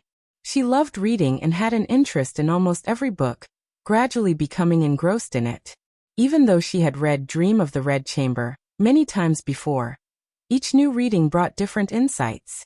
A beauty rolls up the curtain, sitting deeply, knitted brows frowning in thought. Old Mr. Du, one hand holding Buddha beads, took a sip of the slightly bitter tea broth and said, "Peiji, have you been paying attention to the southern part of town lately? From what I understand, that group of old fellows seems to be getting restless." Mo Chishan lifted a teacup. "Just a bunch of struggling grasshoppers after autumn, hardly worth fearing. If you find any errors, ads pop up, ads redirect, broken links, non-standard content, etc., please let us know. Report so we can fix it as soon as possible." Chapter 1057. The Second Silly Dog Among Birds, Chapter 17. Uncle Du nodded. "As long as you're aware, that's good." The two had a long conversation, until Yang finished half of the book, and Mo Chishan called for her to go back. Yang stretched lazily and yawned. "Are we going back now?" Mo Chishan reached out his hand toward Yang. Yang, out of habit, placed the book upside down on the desk and her right hand on top of Mo Chishan's. Uncle Du saw them out. Mo Chishan got into the driver's seat. "Uncle Du, you should head back soon. It gets cold at night." Uncle Du nodded. "Drive slowly on your way. Don't worry." It was at this moment that Yang suddenly remembered something and turned her head. "Oh, Uncle Du, we brought some steamed buns and lotus root balls from home. I left them on the table in the tea room. The tea room is warm. It would be best to put them in the fridge when you get back." "Okay." Uncle Du nodded. "Then we'll head off first." Yang waved at him. Uncle Du also turned to walk back into the house. Watching his desolate figure, Yang sighed softly. What do you think keeps Uncle Du from settling down? It's so lonely like this. Perhaps having experienced similar loneliness in a past life, Yang now feared loneliness the most. Especially waking up alone in bed to find not a single person to talk to. It was terrifying. Mo Chishan, holding the steering wheel with both hands, said, "To each their own. We may think Uncle Du is very lonely, but that's not necessarily true." Yang nodded. "That's true. If he really wanted to settle down, he wouldn't have married two beautiful wives just for show." After speaking, Yang added, "Oh, why do Uncle Du and Sister Jiaojia both call you Peiji?" In fact, Yang had wanted to ask this question for a long time, but never found the opportunity. Peiji answered, "Peiji is my courtesy name." "Courtesy name?" Yang hesitated, then continued, "Like the poet immortal Li Bai, whose courtesy name was Tai Bai?" Mo Chishan nodded slightly. "Yes, Yang is really smart." Yang was about to flaunt her pride when the man followed up with two more words. "Follow me." Yang. The next day was New Year's Eve. Last year's New Year's Eve was before Suehua and the elderly Master Zheng and Madame Zheng had acknowledged each other, so this year was their first reunion New Year. Yang was woken up early in the morning by Duo. "It's New Year's.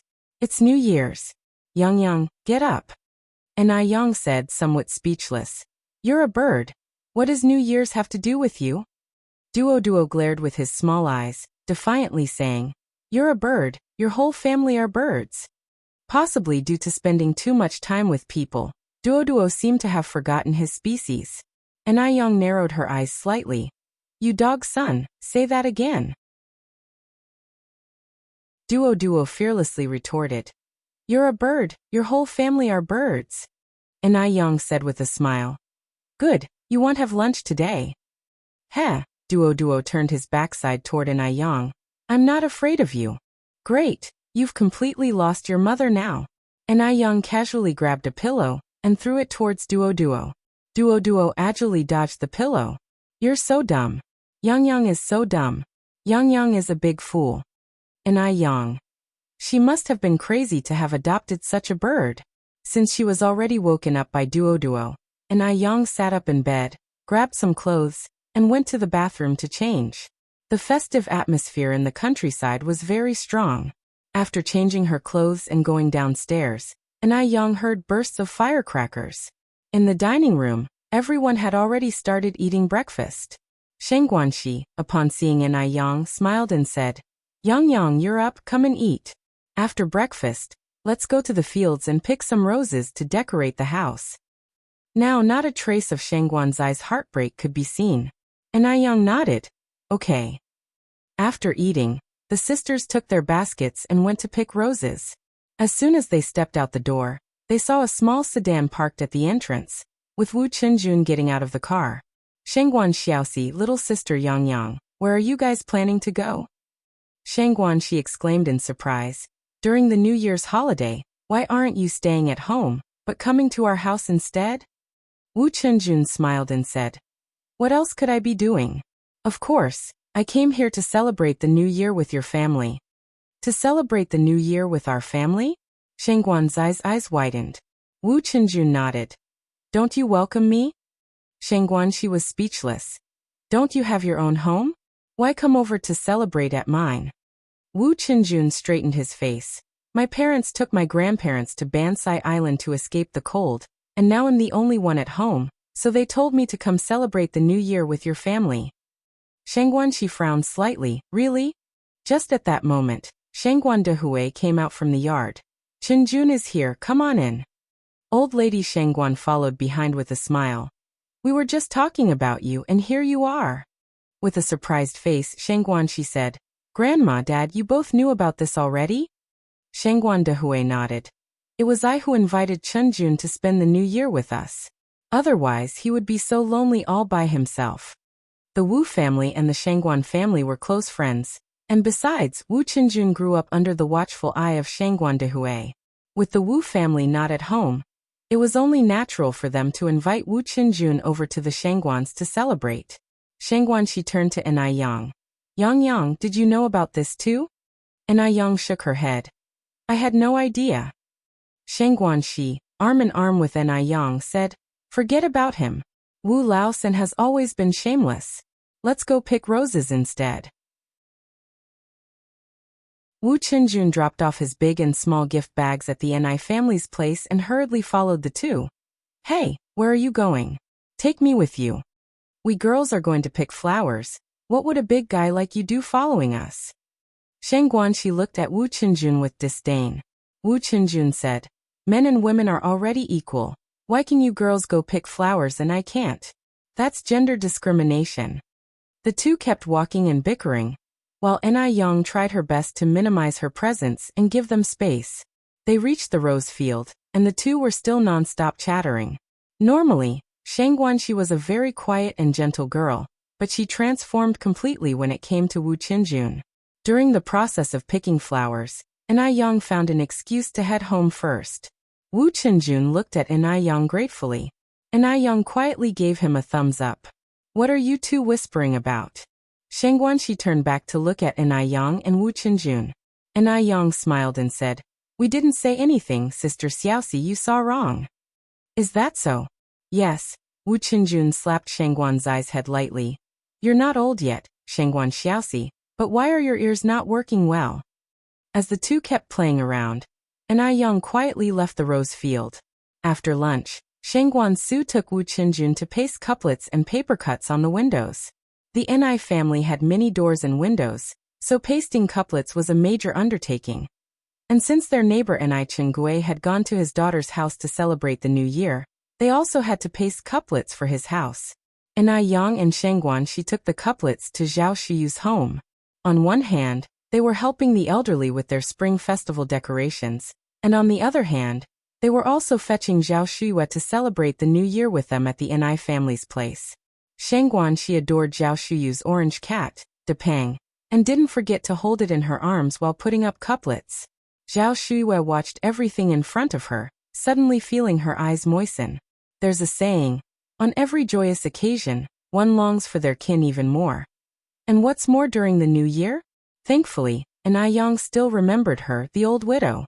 After finishing with the couplets, Shang Guanxi, holding Depang, and Enai Yang, supporting Zhao Shuiyue, all headed towards the Enai family's place.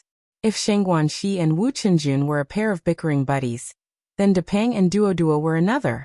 Duo liked to tease Depang when there was nothing else to do. For example, nipping at Depang's fur when he wasn't looking, and afterward smugly saying, "Haha, silly cat. Silly cat." What's more, Duo didn't just bully Depang alone. It also brought other little friends to gang up on Depang. Although Depang was agile, he was no match for Duo. He would meow furiously as if he wished to throttle Duo. "Don't be mad, Depang." And I Yang reached out and picked up Depang. "One of these days, we'll butcher that little dog and make stewed soup out of him." Duo said, "Murder is a crime." And I Yang corrected, "You're a bird. I'm your dog's son," Duo said. And I Yang. Shangguan, she couldn't help but laugh on the side. This Duo is almost too clever for its own good. If you find any errors, ads pop up, ads redirect, broken links, non-standard content, etc., please let us know report so we can fix it as soon as possible.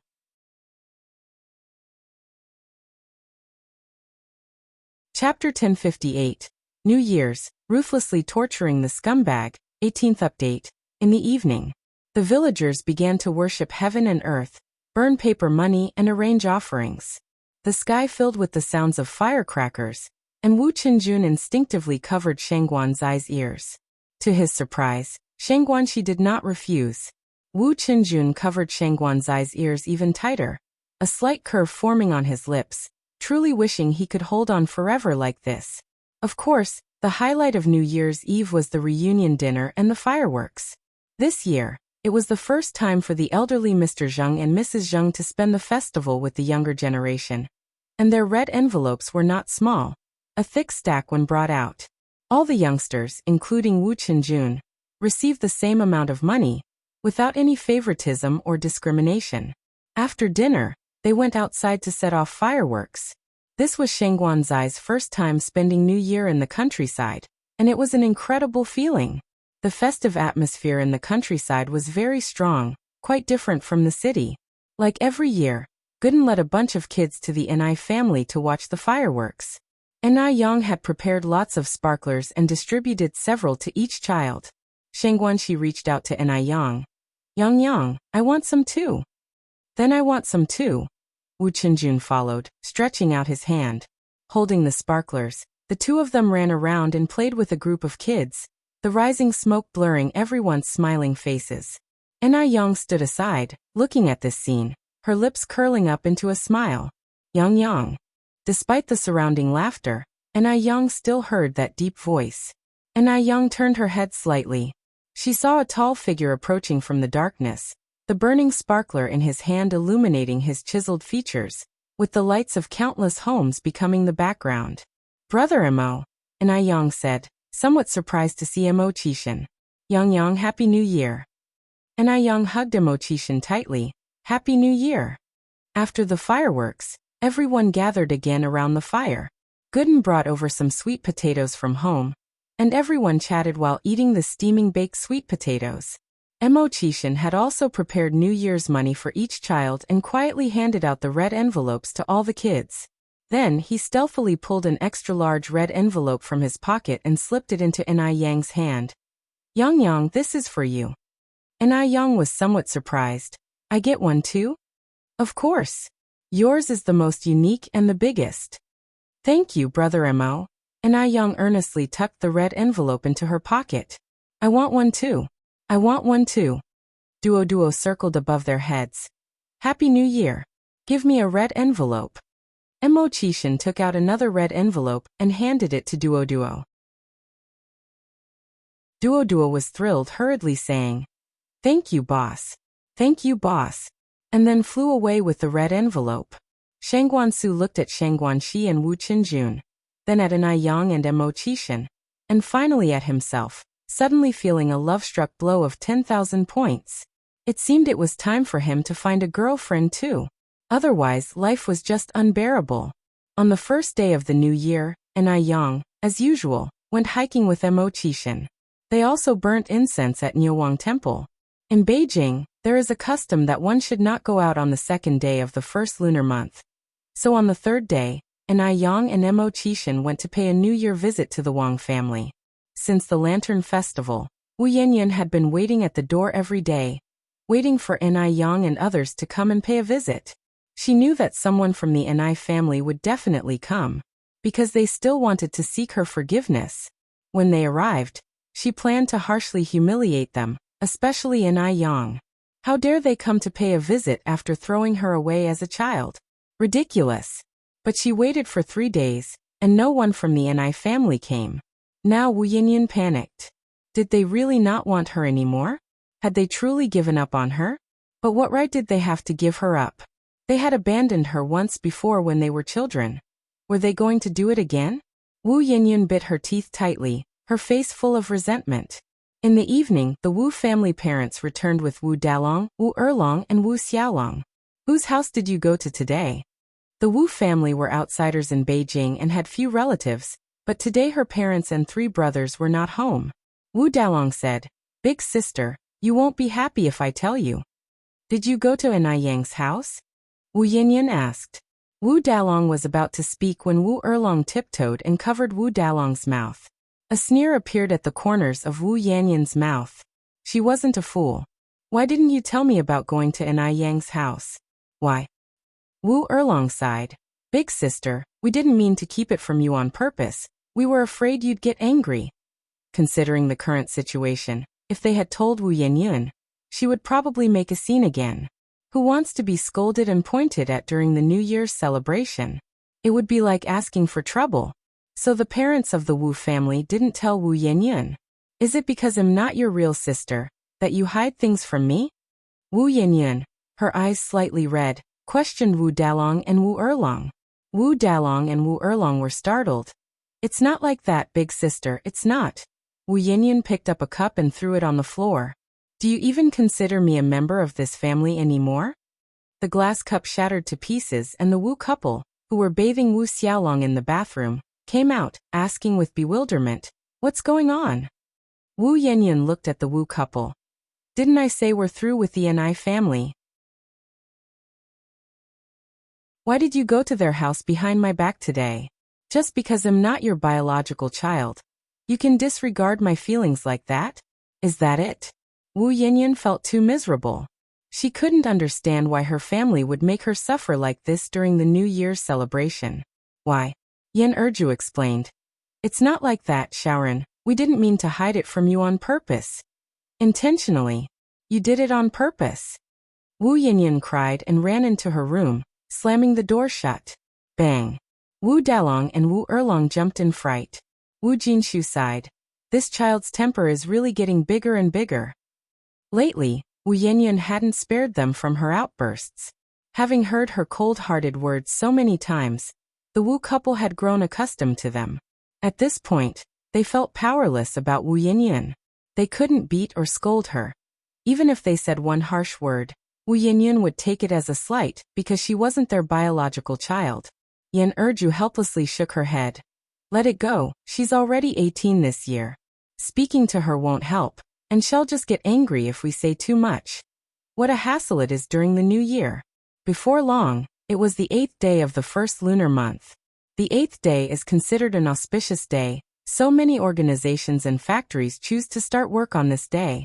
Meanwhile, ever since Zuoling was laid off, he hadn't found a suitable job.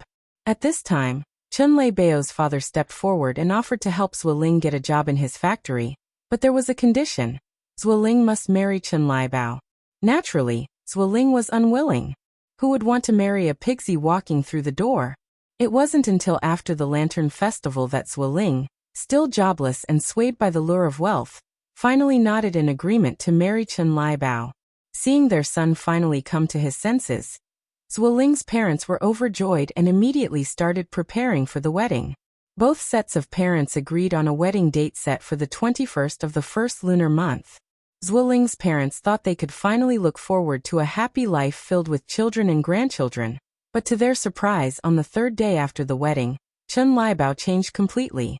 She not only ordered Zuoling's parents around, but also turned Zueling into a live-in son-in-law. She openly declared her intention to have Zueling continue the Chen family lineage. Zueling's parents were taken aback. They didn't dare say much, knowing Zueling's livelihood was still in their hands. Chen Leibao's personality had changed too. How much she used to love Zueling. Whatever he wanted, she would give. And now she would slap Zueling at the slightest provocation. And if Zueling dared talk about divorce, another slap would follow until he submitted.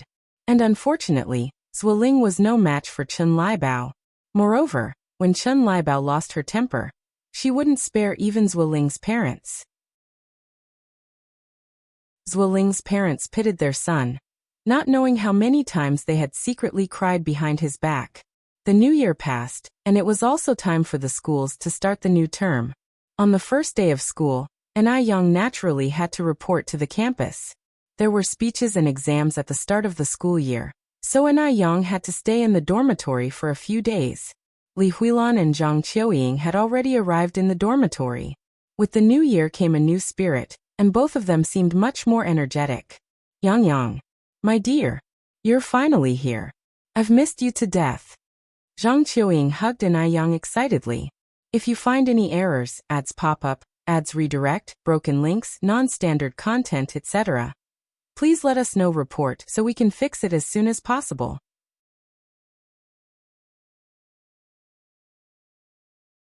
Chapter 1059. Yang Yang's Tricks Actively Pleasing 19th Update.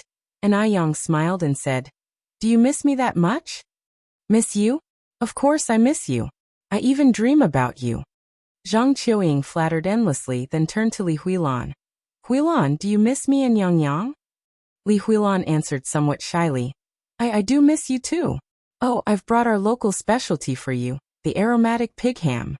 As she spoke, Li Huilan took out a piece of yellow cured ham from her parcel. Zhang Qiuying looked puzzled. "We don't have a pot in our dorm, and you brought such a big piece of meat. How are we supposed to eat it?" Li Huilan pulled out a knife and cut a piece of ham for Zhang Qiuying. "This is eaten raw, try it." "Raw meat?" Zhang Qiuying frowned slightly. She really dared not eat it. In their hometown, there was a saying that eating raw pork could cause mad pig disease. Zhang Qiuying waved her hands repeatedly. "Huilan, stop joking. How can you eat raw meat? Aren't you afraid of getting mad pig disease?"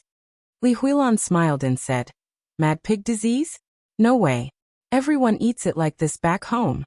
Upon finishing her sentence, Li Huilan cut another piece of pork and handed it to An Yang. Yang, you try." An Yang accepted the slice of ham with a smile. "This ham tastes amazing when eaten raw." Aromatic pig ham is considered a luxury food in later years, with prices soaring into 5 digits per pound. The ham from the 1980s was all natural and free from pollution, making it many times tastier than the exorbitantly priced hams of later years. Seeing An Yang enjoying the ham so much, Zhang Qiuying couldn't help but give her a thumbs up. Yang, you're something. Daring to eat raw meat." An Yang took another piece and then another. "This is truly a rarity. You can't buy it even if you had the money, Qiuying. Not eating it is your loss." Zhang Qiuying said, I'm not eating." After eating 3 slices of ham, An Yang sighed. "If only we had a glass of wine to go with it." It was already 1986, and everyone would be raving about the 87 Lafite wine next year. So An Yang planned to buy a batch to store. Zhang Qiuying laughed. Yang, you really know how to enjoy life. Life is all about food and drink," An Yang spoke lightly. Li Huilan looked up at Zhang Qiuying. "Qiuying, are you really not going to eat this ham?" Not eating. Zhang Qiuying shook her head like a drum. An Yang shook her head. Some people just don't appreciate good food." Li Huilan picked up the ham and placed it on An Yang's desk. "Since Huilan can't enjoy this, Yang, I'll give this piece of ham to you. Take it home and let your family try it." An Yang was taken aback by Li Huilan's generosity. "All for me? Huilan, aren't you going to eat it yourself?" Li Huilan said nonchalantly, "I've been eating it since I was a child, and I'm tired of it." Just take it, and don't be polite. Although the 1980s was a difficult time, there were still wealthy areas. Li Huilan, although born in a rural area, didn't have it as hard as one might think. There was no shortage of meat. However, a large piece of meat like this was still considered very precious for a rural household. But precious as it was, it couldn't compare to the value of friendship. Li Huilan held these two roommates in high regard, and was willing to share the best with them. And Yang was never stingy with them either. Huilan, then I want stand on ceremony. Yang knew how to conduct herself, and was well aware of the subtleties of human relationships. If she were to refuse the ham today, it might make Li Huilan feel uneasy. Sure enough, upon learning that Yang had accepted the ham, Li Huilan was overjoyed. Yang, if your family likes it, just tell me, and I'll bring you some more next year. Yang carefully packed the ham away. Huilan, on behalf of my family, thank you. After finishing packing up the ham, Yang remembered that when she came to school, Tsuehua had picked out a big bag of things for her to bring to the dorm to share with her roommates. I almost forgot. This is what my mom asked me to bring over. You guys go ahead and eat. Yang had brought some cooked food, like sunflower seeds, dried fruit, and braised duck feet and duck head. Zhang Qiuying and Li Huilan enjoyed it immensely. My goodness! This is way too delicious. Yang, where did your family buy this duck head? Zhang Qiuying asked, nibbling on a duck head and speaking unclearly. Yang said, this duck head was braised by my grandmother and my maternal grandmother. If you like it, I'll bring some more next time. Sure. Zhang Qiuying was thrilled. Li Huilan said, Yang, can you ask at home how this duck head is braised? Next New Year, I'll have my mom try making it. Yang nodded. I'll write down the braised duck head recipe for you later. Although the recipe for the braised duck head was made by old lady Zhang and her family, the formula was provided by Yang, who had made her fortune from braised foods in her previous life. I want some too. Qiuying said. I'll have our housekeeper make it when I get back. Okay, I'll write it now. Yang took out some paper and started writing a detailed preparation plan.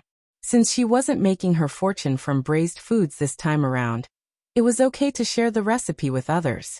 Yang not only wrote down the ingredients, but also carefully wrote out the preparation process, producing 2 copies of the document, one for each Qiuying and Huilan. Holding the recipe, Qiuying exclaimed, Yang, your handwriting is absolutely amazing. To be able to write beautiful characters, Qiuying had practiced painstakingly for 7 or 8 years. She considered her own handwriting quite beautiful, but in front of Yang, it seemed child's play. Yang's face was as beautiful as her handwriting. Truly, the handwriting reflected the person. Yang smiled and said, I've practiced for many years. Qiuying continued, Yang, not only are you beautiful, but your academic performance is also outstanding, and your handwriting is beautiful too. How are the rest of us supposed to live? In Qiuying's mind, Yang was an all-capable being. Huilan agreed. Yang, you're even more beautiful than the village belle back home, but our village belle is quite silly. She doesn't even recognize Arabic numerals. In Huilan's view, generally, the less attractive people were not very dumb, and the beautiful ones were not very smart. It wasn't until she met Yang that she realized how wrong she had been.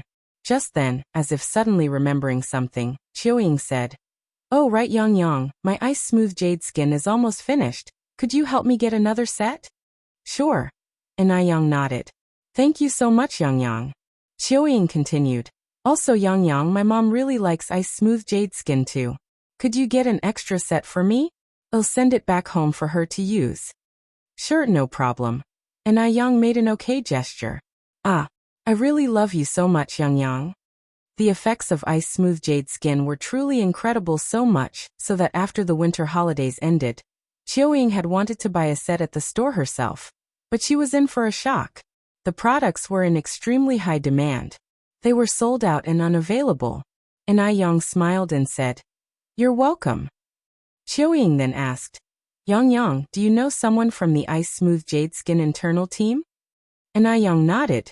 Yes. When Wang Lisha walked in pulling her suitcase, she happened to hear this part. Her eyes lit up. Ever since she started using the basic ice-smooth jade skin, her skin had become incredibly smooth, as if she had put on a new layer. She too wanted to try a limited edition set. As Enai Yang was in the dorm today, she saw it as an opportunity to make peace and then ask Enai Yang to help her get a box. With this in mind, Wang Lisha's face broke into a smile as she carried her luggage into the dorm. "Oh, Enai Yang, everyone's already here. I thought I'd be the first one." Enai Yang looked at her, somewhat surprised. Wang Lisha had changed quite a bit over the winter break. She remembered how at the beginning of last year, Wang Lisha used to look down on the three of them.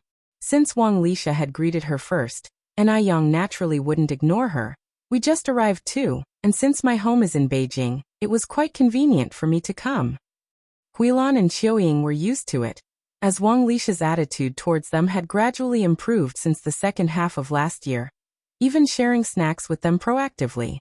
After arranging her luggage, Wang Lisha took out 3 packages of local products from her hometown to share with Enai Yang and the others. "This is a specialty from my hometown. I hope you won't mind it." Wang Lisha's home was in Hang City, and the specialty was silk. The packets contained real silk scarves. Holding the silk scarf that Wang Lisha had gifted her, Enai Yang felt almost as if she were floating on air. She felt like she was dreaming.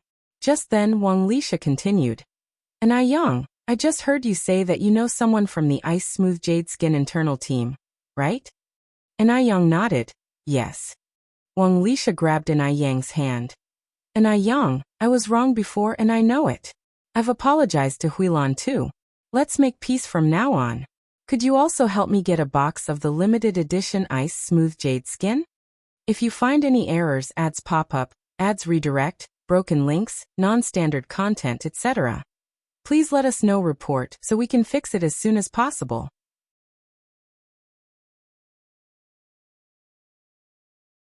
Chapter 1060, Little Ancestor, 20 more updates. Although it really hurt to slap her own face, Wang Lisha really loved the jade-like skin from the skincare products. Enai Yang looked at Wang Lisha and finally understood why she had suddenly changed her attitude. It was good to have desires. She was most afraid of Wang Lisha having none. Being able to win over someone's heart with just a box of skincare products was indeed a great deal. After all, the more people, the easier to handle things. Moreover, Wang Lisha wasn't really bad, just a bit spoiled due to her wealthy background. Besides, they were dorm mates. Having a harmonious relationship was better than being in a continual standoff. Enai Yang didn't like the latter. Enai Yang said with a smile, "Sure." "Really?" Wang Lisha looked at Enai Yang incredulously, excited to the point of madness. Enai Yang nodded, "Really?" "Enai Yang, thank you. Thank you." Wang Lisha hugged Enai Yang excitedly. She was so happy, because she hadn't expected Enai Yang to forgive her so easily. She had even prepared herself for Enai Yang to make fun of her thoroughly, especially since she hadn't shown any kindness to Enai Yang back then, and even mocked that jade-like skin products would ruin one's face. Looking back now, it was really inappropriate. She had misjudged Enai Yang, whose generosity truly impressed her. Enai Yang said lightly, "You're welcome." The next day, Enai Yang brought 3 sets of the jade-like skin products to the dorm. 2 sets for Zhang Qiuying and 1 set for Wang Lisha. Wang Lisha took the jade-like skin products with both hands, excitedly exclaiming, "Oh my! I finally got the limited edition." Additionally, Enai Yang gave Li Huilan a big bottle of moisturizing cream. Li Huilan was embarrassed to accept it. Enai Yang said with a smile, "Huilan, if you don't accept this, you're making me feel like an outsider. Otherwise, I should take that big hem I brought back home." Li Huilan then accepted the cream. Today was Sunday, and Wu Qinjun and Shang Guanxi had arranged to go watch a movie together. Early in the morning, he drove over to pick up Shang Guanxi. Enai Yang quietly asked Wu Qinjun how things were progressing between him and Shang Guanxi. Wu Qinjun blushed and said, "I can't really tell. But your sister is quite oblivious. I've hinted so many times, yet she is still indifferent."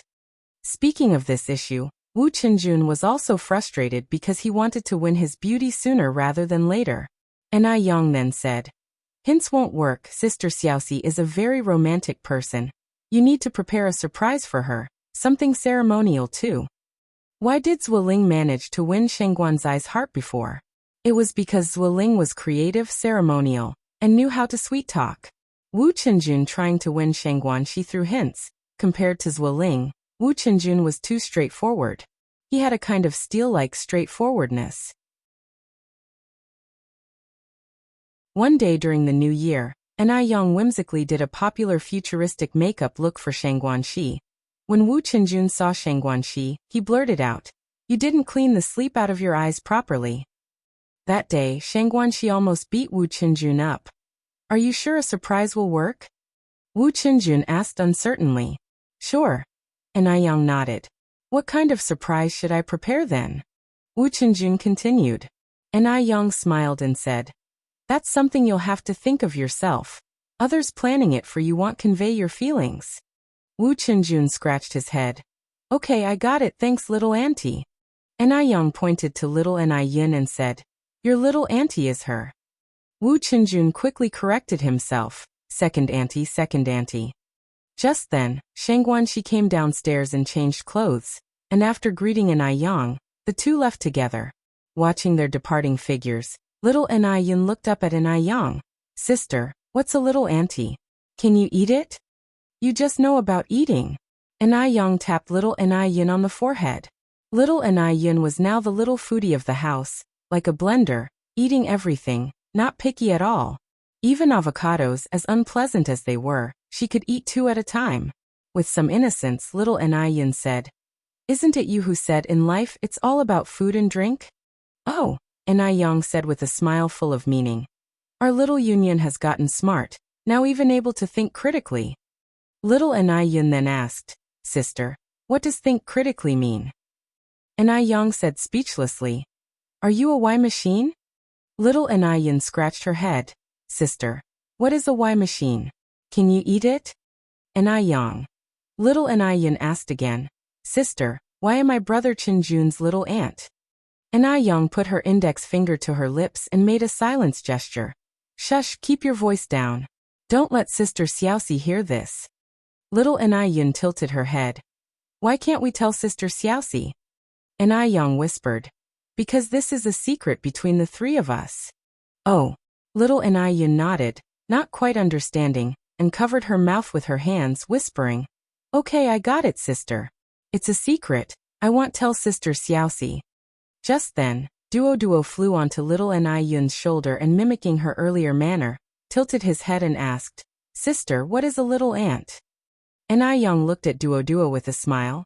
Duo, do you want to know what fried bird means?" Duo flapped his wings proudly.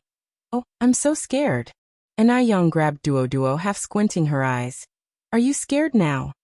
Duo flapped desperately. "Help! Help! Silly cat, help! Someone's going to kill the bird." Just as she spoke, Depang charged over from afar, constantly meowing at Anai Yang, and scratching at her legs, as if to say, if Anai Yang didn't let Duo go today, it would cling to her forever.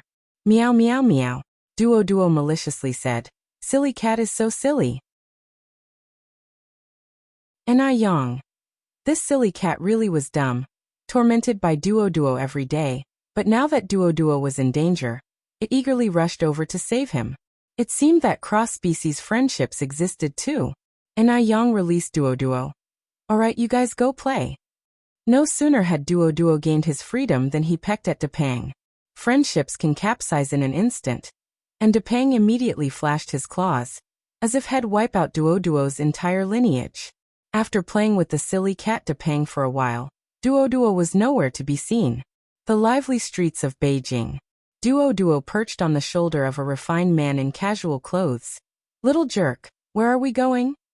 "We're going to eat," Du Chengfeng answered. "Little jerk, I'm hungry." Duo pecked at the fine hairs near Du Chengfeng's ear. "Hungry? Hungry? You're so annoying," Du Chengfeng said, twirling his Buddha beads. "You're the annoying one, your whole family is annoying." Duo got ruffled. Du Chengfeng remained calm. "In this world, you're probably the only bird that dares to talk to me like this." He could never have dreamed that he'd indulge a bird this way. Duo cheekily said, "Because I'm your little ancestor." Du Chengfeng. "Little jerk, your little ancestor is hungry." "Speak properly," Du Chengfeng commanded, his expression unchanging yet with a stern look in his eyes. If it had been before, Duo would have trembled with fear, but not anymore. Du Chengfeng, your little ancestor is hungry. Du Chengfeng.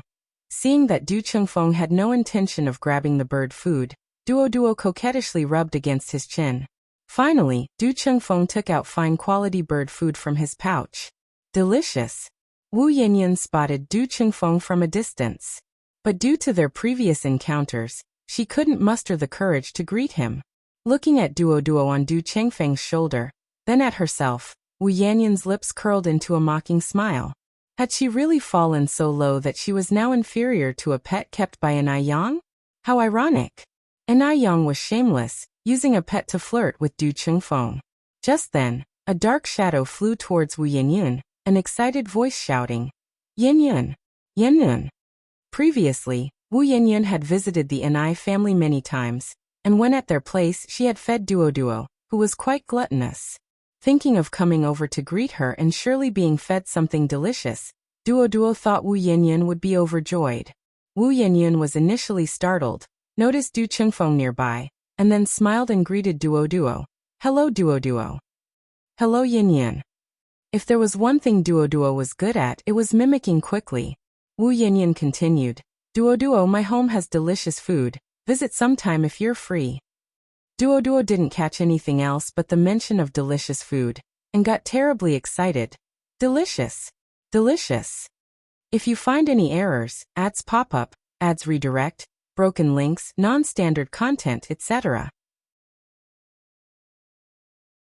Please let us know report so we can fix it as soon as possible.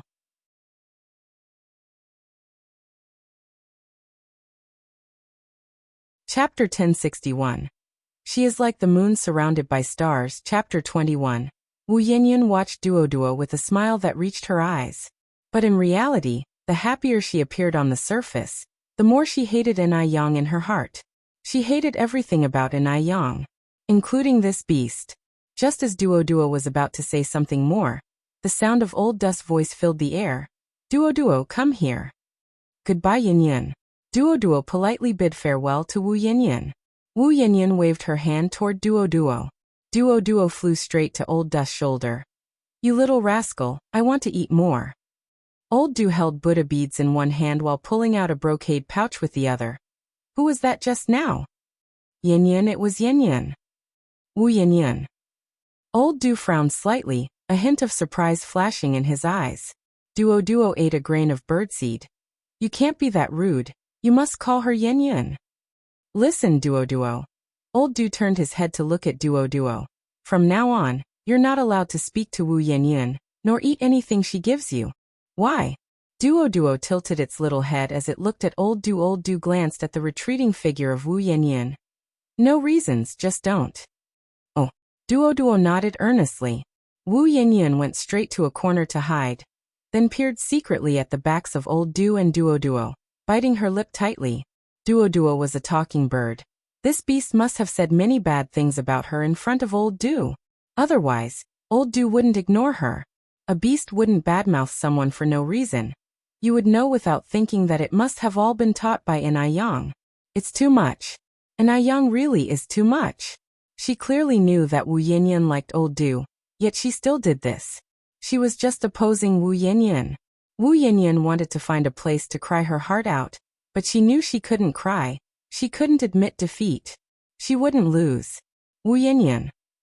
Just then, someone patted Wu Yanyan's shoulder from behind. Wu Yanyan got startled and turned around, only to see it was Wei Haoguang. Wei Haoguang was 2 years older than Wu Yanyan, 20 this year, and had stopped attending school due to the prosperity of his family, which allowed him to laze about every day. However, it's worth mentioning that Wei Haoguang had an especially delicate face, appearing gentle and scholarly, like someone who was well-read. Wu Yanyan, being a student, naturally didn't know this socialite Wei Haoguang. They met at the hospital. It's you, Wei Haoguang. Wu Yanyan put on a slight smile. Wei Haoguang showed concern. You seem a little unhappy. Did you encounter any difficulties? Tell me, and I'll help you solve them. No, Wu Yanyan shook her head. By the way, you haven't had dinner yet, right? Come on, let me treat you to a meal at a big restaurant.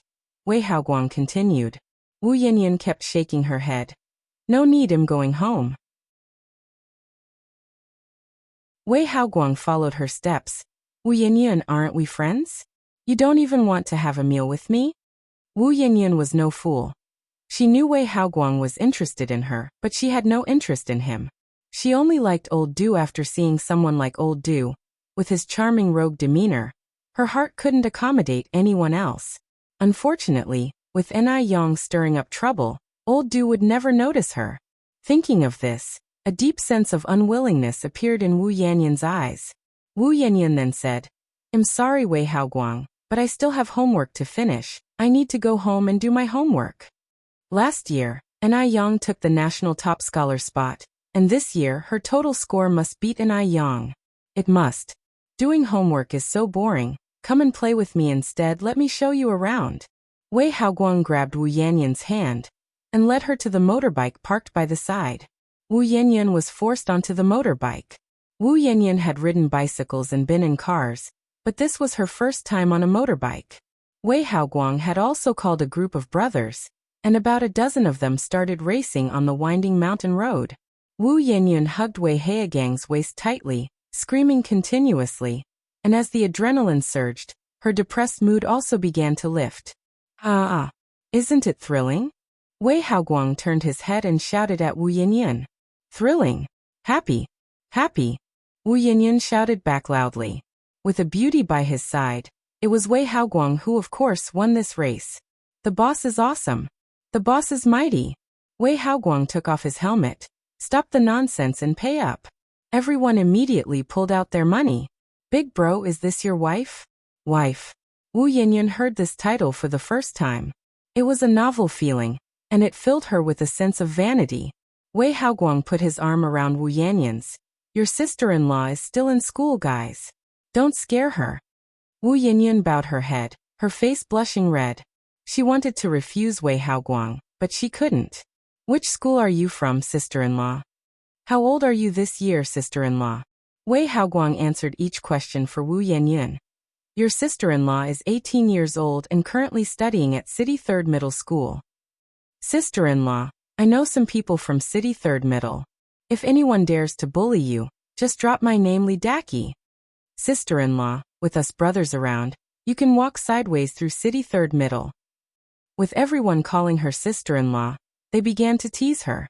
Wu Yanyan was very clear that she did not like Wei Haoguang, but she enjoyed the feeling of being protected and exalted. Just like Ni Yang. Didn't Ni Yang also have a crowd of people surrounding her? They all said it, her current life was thanks to Ni Yang. But now, without Ni Yang, isn't she still living a carefree life? What's so great about Ni Yang? In the future, she would live even better than Ni Yang. After the motorcycle ride, someone suggested they go get a drink. Wei Haoguang was in a good mood today. Everyone enjoy your food and drinks to the fullest. The treat is on me today. Everyone immediately cheered. Big bro is mighty. Sister-in-law is mighty. Wu Yanyan liked the feeling of being surrounded, but she still had a clear mind. Faced with the glasses of alcohol handed to her, she declined them all. Sorry, I don't drink alcohol. She was still a student. She couldn't drink. Wei Haoguang said with a smile, your sister-in-law can't drink, so we'll drink on her behalf. With all the commotion, it got late. When Wei Haoguang dropped Wu Yanyan at the Wu family's home, it was already past 8 o'clock. As soon as Wu Yanyan entered the house, Yan Erja said, Yanyan, you're finally back. If you hadn't come back, your dad and I were going to call the police. Wu Jinshu said, Yanyan, where have you been? You made your mom and me worry so long. Worry? Did they genuinely worry about a daughter who had no blood relation to them? They can secretly meet with Ni Yang, but she's not allowed to go out and have fun? Is that fair? Wu Yanyan put away the sarcastic look in her eyes. I was studying at a classmate's house. This will happen often in the future, so mom and dad, you don't need to worry about me. Hearing this, Yan Erju and Wu Jinshu sighed in relief. Xiaoyan, although studying is important, safety is more so. It's already 8 o'clock, and it's not safe for a girl to be out. By the way, where does your classmate live? In the future, let your dad take you there. Wu Jinshu nodded. Right, your mother is right. Did they truly worry about her safety? Or were they just looking for an excuse to keep an eye on her? So, she didn't even have this much freedom? Wu Yanyan continued. No need, my classmate has a bicycle. She just rode me back on her bike. It's very safe. What is your classmate's name? Yan Erju asked with some concern. Suddenly, Wu Yanyan felt a wave of irritation. They had to control everything. Everything. At the Ni family, Ni Yang did whatever she wanted and nobody ever bothered her. But what about her? She was being watched by everyone. Was she a prisoner? Or in their eyes? Would she never measure up to Ni Yang?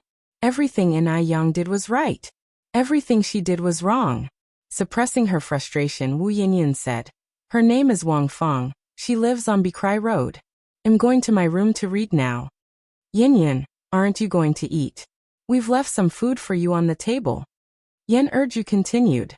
I've already eaten at Wang Feng's house. You child. How can you just eat at someone else's home? You're not allowed to do that in the future. Mom. Wu Yanyan turned to look at Yan Erju, cutting off her unfinished words. What? Yan Erju paused. Wu Yanyan went on. Wang Feng's family isn't as stingy as you imagine. If you find any errors, ads pop up, ads redirect, broken links, non-standard content, etc. Please let us know report so we can fix it as soon as possible.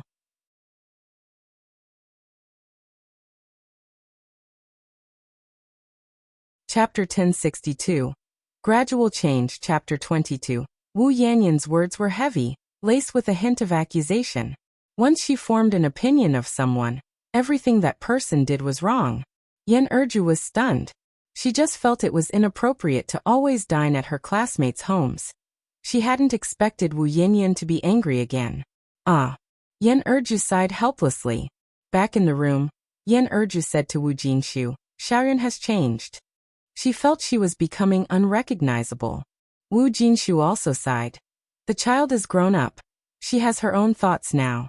Plus, I heard a teacher say today that children reach a certain age and enter a rebellious phase, which those educated folks call adolescence. Adolescence. Yan Erju frowned, looking puzzled. Wu Jinshu nodded. Yes, adolescence, and I've also heard that teenagers and adolescents are not easy to manage. Some even go down the path of crime during this time. Nearly every family deals with situations like this. At this point, Wu Jinshu paused, then continued. In the future, let's be a bit more relaxed with Yanyan, not question everything, and allow the child some personal space. Although Wu Jinshu was not literate and had a low level of education, he was a rare good father. He could tolerate all his child's flaws. Yan Erju continued. Adolescence, my foot. Where do these absurd theories come from? Why didn't I have an adolescence when I was young? Maybe you've forgotten, Wu Jinshu said. Yan Erju sighed. So when does this adolescence phase end?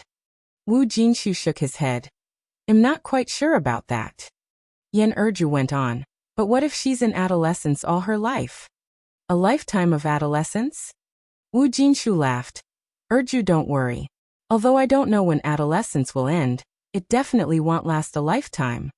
During this period, Wu Yanyan almost went riding motorcycles with Wei Haoguang every day after school and gradually learned to drink. Late returns home had become the norm. Her parents in the Wu family still believed she was studying at a classmate's house. In mid-February, Li Yao returned from Shanghai. During this time, Li Yao had already arranged the store affairs in Shanghai. This trip, she was coming to transport the Ice Muscle Jade skin products back to Shanghai. Li Yao hired a large truck for the job directly. Seeing this truck, Ni Yang chuckled. Sister Yao Yao, how much Ice Muscle Jade skin are you planning to haul back? Li Yao said, beautiful, just get me the stock. However much it is, I can sell it out. Through her promotion, Ice Muscle Jade skin had already gained high popularity among the circles of ladies and socialites. Ni Yang laughed. I just shipped a batch to M Country recently, and with the recent sales, our stock is not much now. How can this be? Li Yao frowned slightly and continued. Don't you have a large factory now? Can't keep up with the demand. Ni Yang went on. The factory won't be finished for another half month. I estimate it can only start operating at the beginning of next month. Ah. Upon hearing this, Li Yao looked at Yang with a face full of disappointment. I thought the factory had already started operating. That's not so fast, Yang continued. But Sister Yao Yao, don't be disappointed. Although we don't have a lot in stock right now, it's still enough for you to sell. How much is there? Li Yao asked. Come with me to have a look. Yang led Li Yao to the warehouse. The warehouse was filled with piles of ice muscle jade skin, all very fresh, having been produced only recently. Li Yao continued. This isn't even enough for 2 days' sales. Yang went on. Limited editions are sold only at the beginning and end of the month. Including the basic ones, it should be enough for you until next month. Just hang in there for a while, and I'll be fine once the factory starts. Alright, that's the only option now, Li Yao nodded. By the way, Yang, how much for these? Yang clicked on her abacus. 57,000 in total. Okay, I'll transfer it to your account from the bank when I get back. Trust the doubtful, doubt the trusted. Yang nodded. Okay. Then Yang added. Has Sister Jiao Jiao arrived in Beijing? She'll probably take a little while longer. After loading the goods, Yang joined Li Yao for a meal at the fragrant beauty restaurant. Li Yao devoured 3 desserts in one go and sighed lightly. Oh my! I'm so satisfied. During my time in Shanghai, all I could think about was the delicious food from Beijing Beauty. Now I've finally had my fill. I wonder when the boss of Beijing Beauty plans to open a branch in Shanghai.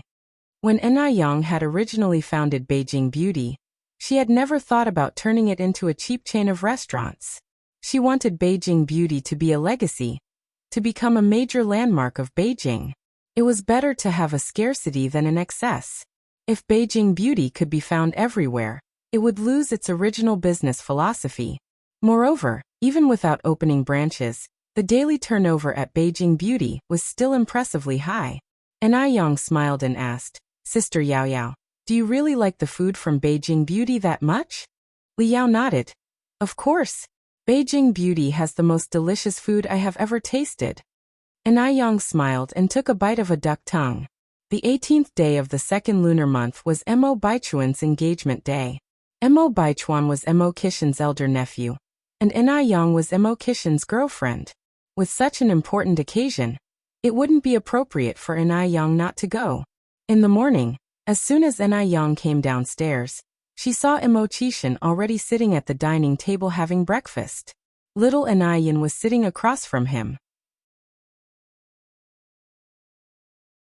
Perhaps because little Yan had known Mo Qixin since she was young, she inexplicably liked Mo Qixin very much and treated this future brother-in-law just like a real brother. Mo brother, why are you here so early? Yang asked Mo Qixin in surprise. Early? I've been waiting for you for over half an hour, Mo Qixin replied. Yang felt a bit embarrassed and touched her nose. Although Mo Qixin was usually a bit scatterbrained, he was very proper at the family's house. When Yang was sleeping, he never stepped half a foot into her bedroom. Have you brushed your teeth and washed your face?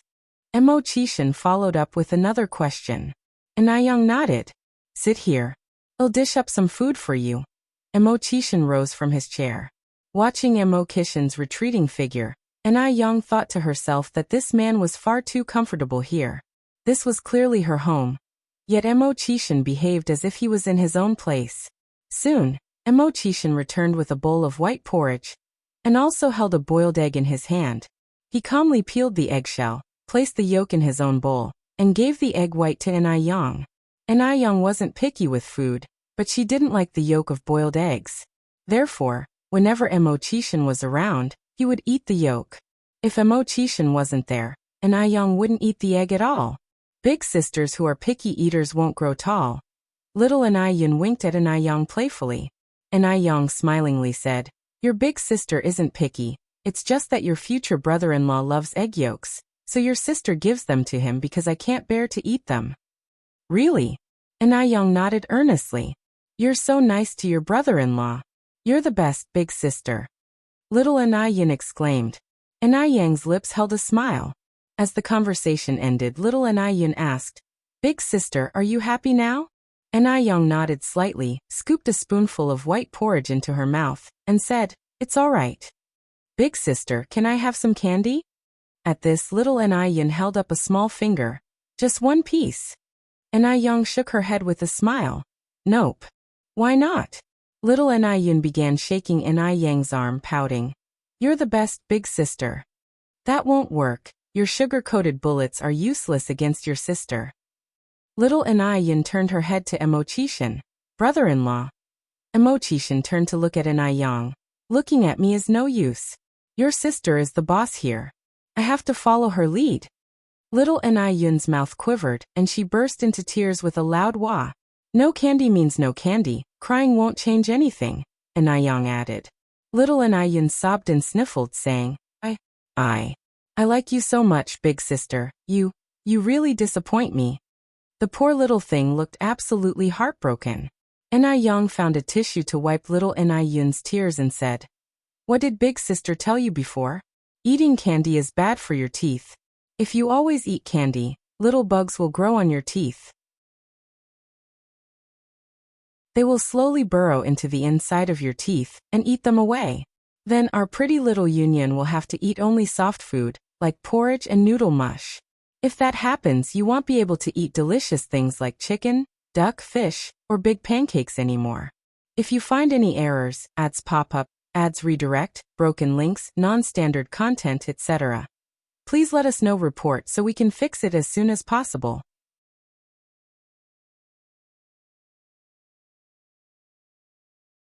Chapter 1063, Mo Baichuan's Engagement, 23rd Update.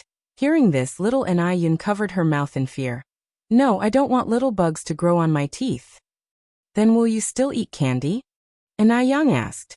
Little Young hesitated, then asked, "Did great-grandma also lose her teeth to bugs because she ate too much candy?"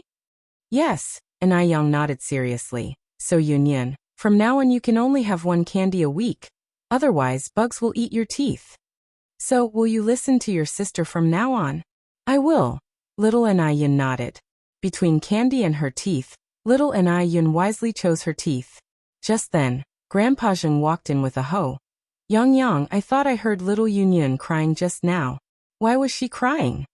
"You should ask her yourself," Young responded. Little Young looked up at Grandpa Zheng. "Grandpa, I won't eat candy anymore. Sister said that eating candy makes little bugs grow on teeth." Grandpa Zheng, who doted on little Young, chuckled. "Having one occasionally won't harm you." Little Young held up one little finger. "Sister said only one a week." "Oh, our little Union is so pitiful," Grandpa Zheng exclaimed. Little Young, cunning as she was, immediately put on a sad expression following behind him. Young looked at Grandpa Zheng. "Grandpa, you must not secretly give Union candy." Grandpa Zheng nodded. I want. After breakfast, Young and Emochishin left for the Mo family's house. Grandpa Zheng, not fond of going out, stayed home with little Young, while Grandma Zheng and Grandma Shangguan had already gone in Shangguan Dihui's car. The engagement ceremony was held at the Mo family's villa. By 10 in the morning, many friends and relatives had already gathered at the Mo family's villa to offer their congratulations. Indeed, there were also those who came to watch the spectacle. Before this, Zhao Jingrong had been Emochishin's fiancé. Baichuan was a junior in the family, and now things were in disarray. Weren't they? More importantly, Baichuan had previously been cheated on by Li Xianxian. Everyone thought Zhao Jingrong must have been kicked in the head by a donkey to marry Baichuan. Otherwise, with Zhao Jingrong's status, she could have found someone better. In fact, Zhao Jingrong's parents and brothers initially did not approve of her being with Baichuan. But after finding out that Baichuan was Mr. Mog, they had no more objections. That was the famous Mr. Mog. Marrying him was like a blessing cultivated over 3 lifetimes. Now let them laugh. Once they find out Baichuan is Mr. Mog, they'll be the ones surprised. By then, Zhao Jingrong would be the object of the whole city's envy. Zhao Jingrong, dressed in a red gown, and Emochishin stood at the entrance to greet the guests. Emochishin gently held on to Yang as they walked over. "Uncle Lu, Miss Zhao Jingrong was in a great mood today, all smiles." After all, The man standing next to her was a well-known figure. Soon, she would be his fiancé, his companion. Baichuan watched the two approaching. He felt it was utterly blinding. This worthless Uncle Lu was definitely not worthy of Enai Yang. Enai Yang would never fall for such a man. Enai Yang must be truly heartbroken today, especially since he was getting engaged to Zhao Jingrong. But heartbreak was useless now. He had given Enai Yang a chance, and it was she who did not seize it properly. She couldn't blame anyone else. Baichuan squinted his eyes, subtly observing every minute expression on Enai Yang's face. Enai Yang, as usual today, wore a cheongsam and a coat. The plain cheongsam paired with a deep blue coat emanated an indescribable vigor. Enai Yang handed a prepared red envelope to Zhao Jingrong. I wish you love that endures through the years. May you know each other as intimately as ever, and may you bathe in the river of love for the rest of your lives. Thank you. Zhao Jingrong accepted the red envelope, then responded, I also wish that you and Uncle Lu soon achieve harmony and enter the palace of marriage.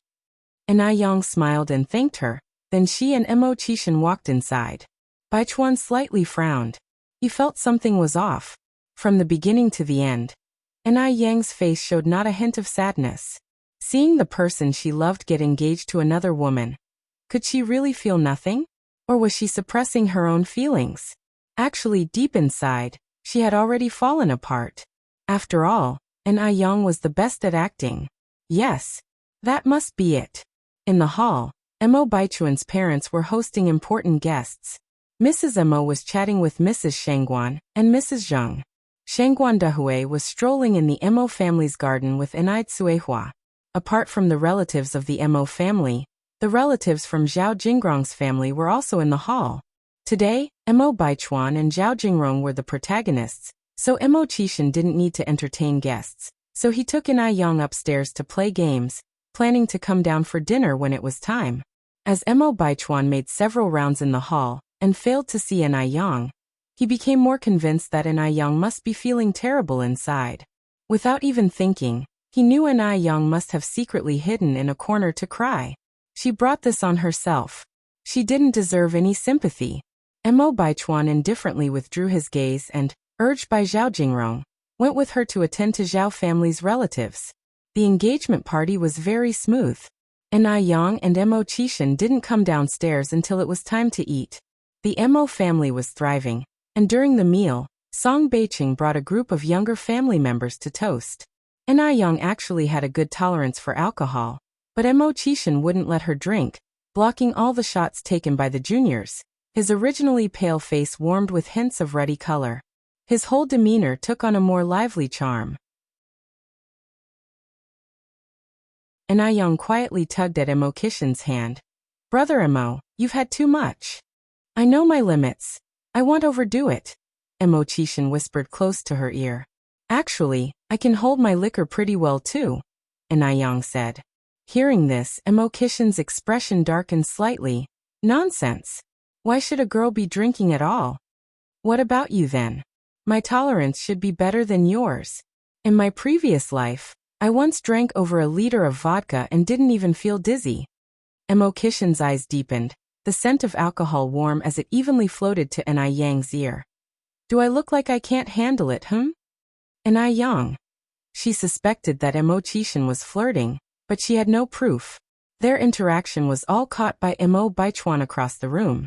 Upon seeing this scene, Mo Baichuan's face turned sour. What was Enai Yang doing? Was she doing this on purpose for him to see? Did she think he liked her that much? Then she was really overestimating herself. Mo Baichuan's face subtly changed, and he reached out to put an arm around Zhao Jingrong's waist. Come, let's go and give Uncle Six and Auntie Six a toast. Okay, Zhao Jingrong nodded. The two walked over to Mo Qishan and Enai Yang. Mo Baichuan raised his glass. Uncle Six, Auntie Six, Jingrong and I would like to toast to you. Your Auntie Six doesn't drink much. I'll have her drink, he said and then downed the drink in his glass. His gesture of blocking the drink for Enai Yang was inexplicably charming. Zhao Jingrong was a bit fascinated. She had been with Mo Baichuan for so long, and he had never done something so considerate, let alone block a drink for her. Moreover, regardless of Mo Qishan looking better than Mo Baichuan, He had a royal aura that Mo Baichuan did not possess. Too bad. Appearance and aura can't be eaten. Even if Mo Qixin looked good, he was nothing but a wastrel at heart. Thinking this, Zhao Jingrong felt somewhat better. She was marrying Mr. Mog. How could this wastrel, Mo Qixin, compare? After the toast, Mo Qixin put the glass back on the table. Have some tea quickly, and Yang gave Mo Qixin a strong cup of tea. It's to help with the alcohol. Throughout it all, Yang had not spared Mo Baichuan a single glance. Mo Baichuan squinted his eyes and walked away with Zhao Jingrong. Just then, an elderly couple with gray hair walked over, holding on to each other. The elderly couple were shaky on their feet and almost fell as they approached, but fortunately, Yang quickly stood up and steadied them. Be careful, elderly. Thank you. The elderly man looked up and saw Mo Qixin, excitedly exclaimed, Uncle Six. Uncle Six, do you still remember me? Sinwazi. Uncle Six? Who is this elderly man calling? Both of these elderly people seemed to be in their 70s or 80s. Didn't that make their Uncle Six over 100 years old? But she hadn't seen any centenarians at the event today. For a moment, Yang was confused. If you find any errors, ads pop up, ads redirect, broken links, non-standard content, etc., please let us know. Report so we can fix it as soon as possible.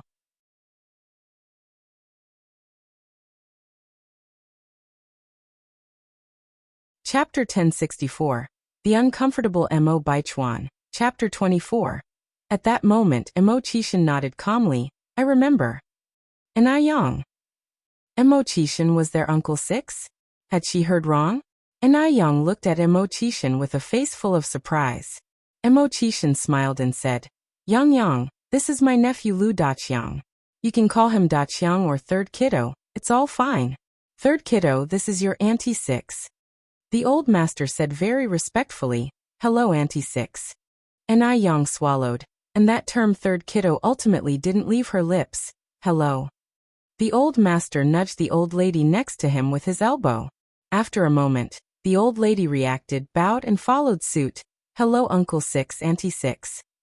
Hello you two. Yang had long known that Mo Qixin's generational ranking in the Mo family was not low.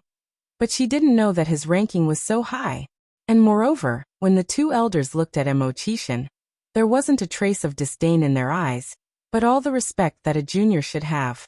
A prominent family really was a prominent family. That kind of adherence to tradition that came from the bones was something ordinary people simply couldn't imitate. Just then the old master called over a middle-aged couple and proceeded. Uncle Six, Auntie Six, this is the Jianhua couple. Jianhua, Ingzi, these are your Grandpa Six and Grandma Six. The middle-aged couple immediately greeted them. Hello Grandpa Six and Grandma Six. Yang raised an awkward but polite smile. Hello to you too. Mo Qixin casually took out 2 red envelopes from his pocket and handed them to them. After the family of 4 left, Yang looked at Mo Qixin and said, I didn't expect your family ranking to be so high. Mo Qixin, with an air of someone used to the world, said, What's so surprising about that? Some people even call me great-grandpa. It's just that they're not here today. Mo Baichuan's generational ranking in the Mo family was already high, and since Mo Qixin was the youngest, his ranking was naturally even higher. Yang said, Does that mean I'm supposed to be a great-grandma now? Mo Qixin continued, What does it matter if our generational ranking is high? Wait until our daughter is born in the future, and they'll all have to call her granny. Because little Yin was just too cute, Mo Qixin particularly wanted a daughter. A daughter born to him and Yang would definitely be very cute and very pretty. Cut it out. Yang poked Mo Qixin's arm. Dream on. Mo Qixin, slightly tipsy, wrapped an arm around Yang's shoulder. Yang, let's have a few more daughters in the future. Right now there's a family planning policy. Each family can only have 1 child. Yang reminded him. Then shall we immigrate to another country? Mo Qixin suggested. No. Yang said, Born a Chinese, die with the soul of a Chinese. I am firmly against changing nationality. Yang aspired to earn a hefty sum from foreigners for the Chinese skincare industry, and to stand up for it. How could she possibly consider immigration? She was Chinese. Why would she contribute to another country? That was just impossible. All right then, if you don't move, I won't move. In the future, you'll call the shots in our family. Actually, Emo Chishin had no intention of immigrating either. He just said it on a whim. Big brother Emo, you've had too much to drink. I'll help you upstairs to rest. I haven't had that much. Let's go. And Young greeted the others at the dining table, and then supported Emo Chishin as they headed upstairs. Do you need any help, little auntie? Song Beicheng came over to ask. With one hand around Emo Chishin's waist and the other gripping his hand, and Young said, Thanks, but there's no need. I can manage on my own. Are you sure you can handle it? Song Beicheng expressed his doubts. Emo Chishin was nearly 190 centimeters tall. Though not fat, he was still a big man. Emo Chishin was honestly worried that Young wouldn't be able to carry him. Young laughed and said, Piece of cake. Are you sure you don't need help? Dear nephew. Young looked up at Song Beicheng. I am sure and certain that I don't need your help. Go play over there. Go play over there? Did Young just treat him like a 3-year-old child? Song Beicheng scratched his head. During their conversation, Young had led Emo Chishin to the stairwell of the second floor. This convinced Song Beicheng. It seemed Young truly was capable. As Song Beicheng watched the backs of Young and Emo Chishin, another person was also watching. This person was Emo Baichuan. Emo Baichuan narrowed his eyes, and the expression at the bottom of his eyes didn't look good. He could no longer distinguish when Young was pretending, and when she was not. Could it be that Young watched him and Zhao Jingrong's engagement without feeling a thing? Could it be that she had to wait until he and Zhao Jingrong got married before she came to steal the bride? Emo Baichuan exhaled softly. Young took Emo Chishin straight to the third-floor room, and then made him a cup of honey water. Honey water, it sobers you up. Emo Chishin obediently took the cup and drained the honey water in one gulp. Do you want more? Young asked. No thanks. Just then, Emo Chishin suddenly reached out, hugged Young, and pressed her onto the sofa. Feeling his unusual behavior, Young pushed him. Brother Emo, you're drunk. Don't move, let me hold you for a while. Emo Chishin's tone was deep. After quite some time, Emo Chishin finally let her go, stood up, and walked to the side. Brother Emo, where are you going? I'm going to the restroom, Emo Chishin answered. Do you need help? Young asked absent-mindedly. Upon hearing this, Emo Chishin's steps halted, and he turned to look at Young. The depth of his eyes seemed like a concentrated ink that had not spread. His tone was low. Are you sure? Only then did Young realize what she had said, and her ears blushed furiously, abandoning the cup, and she walked downstairs. I'll go check downstairs. Emo Chishin let out a light chuckle, pulled open the bathroom door, and soon there was the sound of splashing water from inside. Downstairs the guests were still in abundance. Aunt, why did you come down alone? Where is my uncle? Song Beicheng saw Young coming down from upstairs and asked with concern. He drank too much and is lying in bed now, Young said. Song Beicheng nodded. I see. Actually, since a moment ago, Song Beicheng had found it quite strange. Emo Chishin used to have a very good alcohol tolerance, so how did he get drunk after just a few drinks today? Aunt, when do you plan to get the formalities done with my uncle? Song Beicheng inquired. What formalities? Young hadn't quite caught on. Just then, Emo Baichuan, who happened to be holding a wine glass, overheard the conversation. Hearing Young's tone, it seemed that she had no intention of being together with Emo Chishin. He knew it. The reason Young was with Emo Chishin was all because of him. In this way, on the day of his and Zhao Jingrong's wedding, Young was sure to show her true colors. With this thought, Emo Baichuan's originally gloomy heart suddenly brightened. The formalities with my uncle, of course. Song Beicheng continued. When are you planning to have the wedding? Young smiled. Oh, that. There's no rush. Let's talk about it after I graduate. Young was only 19 this year. She didn't want to step into the institution of marriage so early. Might as well wait. After all, men don't have to give birth, so it doesn't matter if they marry late. Song Beiqing said. But my uncle is already 29 this year. By the time you graduate, he'll be old. And Aiyang raised an eyebrow slightly. Nephew, as I recall, you're about the same age as your uncle, right? Do you have a girlfriend? When are you getting married? If you don't, I have a few pretty girls around me. Shall I introduce you to one? Hearing this, Song Beiqing felt a headache coming on. He hated being rushed into marriage the most and quickly replied, Aunt, I have other things to deal with. I'll check over there. And Aiyang chuckled. This engagement conveniently set the wedding date for Mo Baichuan and Zhao Jingrong, which was on the 18th of June on the lunar calendar, more than 4 months away. Time passed quickly, and in the blink of an eye, another half-month had gone by. During this time, Zuoling had a hard time. In just 2 months, he looked like he had aged 10 years. He regretted it. He didn't want to live with Chen Liebao, who was no better than Zhu Beiji, for another day. Mom, I want to divorce Chen Liebao. What did you say? Zuo's mother was startled. I want to divorce Chen Liebao. Zuoling repeated. Zuo's mother hurriedly covered Zuoling's mouth. Lingling, you can't talk nonsense like that.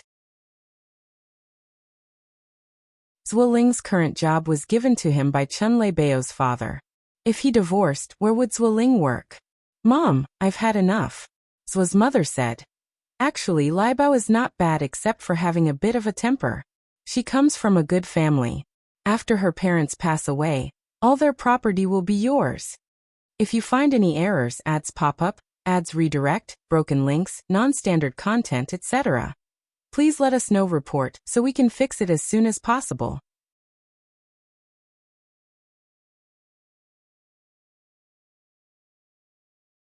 Chapter 1065. Upon learning the truth, filled with immense regret, 25th update. As she finished speaking, his mother continued. You're not still thinking about that Shangguanxi, are you? Zuoling fell silent for a moment. His mother slapped him on the back of his head. You're such a fool. Shangguanxi is just a little village girl. How could she compare to Liebao? If you married Shangguanxi, our family might not even have a warm meal to eat. In summary, his mother was still very satisfied with Chen Liebao. After all, Chen Liebao was rich. Zuoling sighed. His mother went on. Lingling, don't talk about that kind of thing in the future. They say when you marry for clothes and food, but it's the same when you take a wife. A girl with conditions like Liebao, there are countless people outside who are vying for her. It's also because Liebao has good taste that she chose you. Come on, go shopping with Mom and watch a movie. Watching a movie will make you feel better. Zuoling followed his mother out. Coincidentally, just as they hit the street, they saw an acquaintance. It was Shangguanxi. They saw Shangguanxi coming out of the mall carrying big and small bags, and getting into a sedan car. A sedan car. His mother nudged Zuoling's arm. Is that person Shangguanxi? Zuoling was stunned. It seems like her. Whose car is that? His mother asked curiously, wondering if Shangguanxi had snagged a rich guy. I don't know whose it is. Zuoling shook his head, his heart filled with mixed emotions. Shangguanxi was still beautiful and confident, and had even found herself a wealthy boyfriend. And he had become a married man. Before the mother and son could react, the car drove away. His mother looked in the direction the car disappeared. Her eyes filled with curiosity. She was genuinely curious. After all, Shangguanxi almost became her future daughter-in-law. Now that Shangguanxi was riding in a sedan car, how could she not be curious? She had no idea what Shangguanxi's boyfriend looked like. But for sure, Shangguanxi's boyfriend couldn't be as outstanding as Zuoling, nor as good-looking as him. Being able to drive a sedan car, maybe he's some old, decrepit man. Yes, that must be it. Thinking this way, his mother felt a bit better. For such a young girl like Shangguanxi to marry an old man, that wasn't something to be proud of. Lingling, I think Shangguanxi's current boyfriend must be some old creep. Maybe even older than your dad. Geez, such a girl is really shameless. Ready to do anything for money. It's a good thing you dumped her back then. Otherwise, she would have surely cheated on you eventually. His mother blurted out what was on her mind. Zuoling was taken aback. Mom, don't talk nonsense. Nonsense. What I'm saying is based on facts. Shangguan, she should look at herself. A village girl like her, thinking she could marry into a wealthy family? Dream on. That made some sense. Shangguan, she was, after all, a country girl. How could a country girl marry into a wealthy family? Dream on. And Zueling had seen Wu Chenjin's car before. He was certain that the car just now wasn't Wu Chenjin's. So the driver definitely wasn't Wu Chenjun. If the driver wasn't Wu Chenjun, it was very likely, as his mother said, that Shangguan, she had found herself an old man. Though Shangguan, she went off with an old man. He had married Chun Liebao, a sow, but at least she was young. Thinking like that, Zueling felt a lot better and walked toward the cinema with his mother. After watching the movie and stepping out of the cinema, Zueling ran into Shangguan, she again. This time, Zueling also saw the person driving the car clearly. The unbelievably driver was Shangguan, she herself. And sitting in the passenger seat wasn't some old man, but Shangguan Zai's sister, Anai Yang. It seemed that Anai Yang was teaching Shangguan, she how to drive. Why could Anai Yang drive? Where did they get the car from? Weren't the Shangguan family very poor? What was going on now? For a moment, Zueling panicked. His mother was also surprised. Is that little girl in the passenger seat Shangguan Zai's stepdaughter? If Shangguan, she really had married an old man, then it would make sense for her to have a stepdaughter about her age.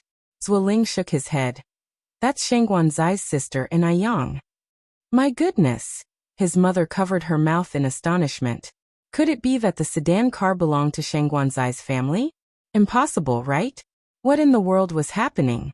It must be a mistake, his mother patted Zueling's hand. Even though Shangguan, she was driving, it doesn't necessarily mean the car is hers. Maybe it was given to her by that old man. Source web novel. Com, updated by Novlove. Com. If you find any errors, ads pop up, ads redirect, broken links, non-standard content, etc., please let us know. Report so we can fix it as soon as possible.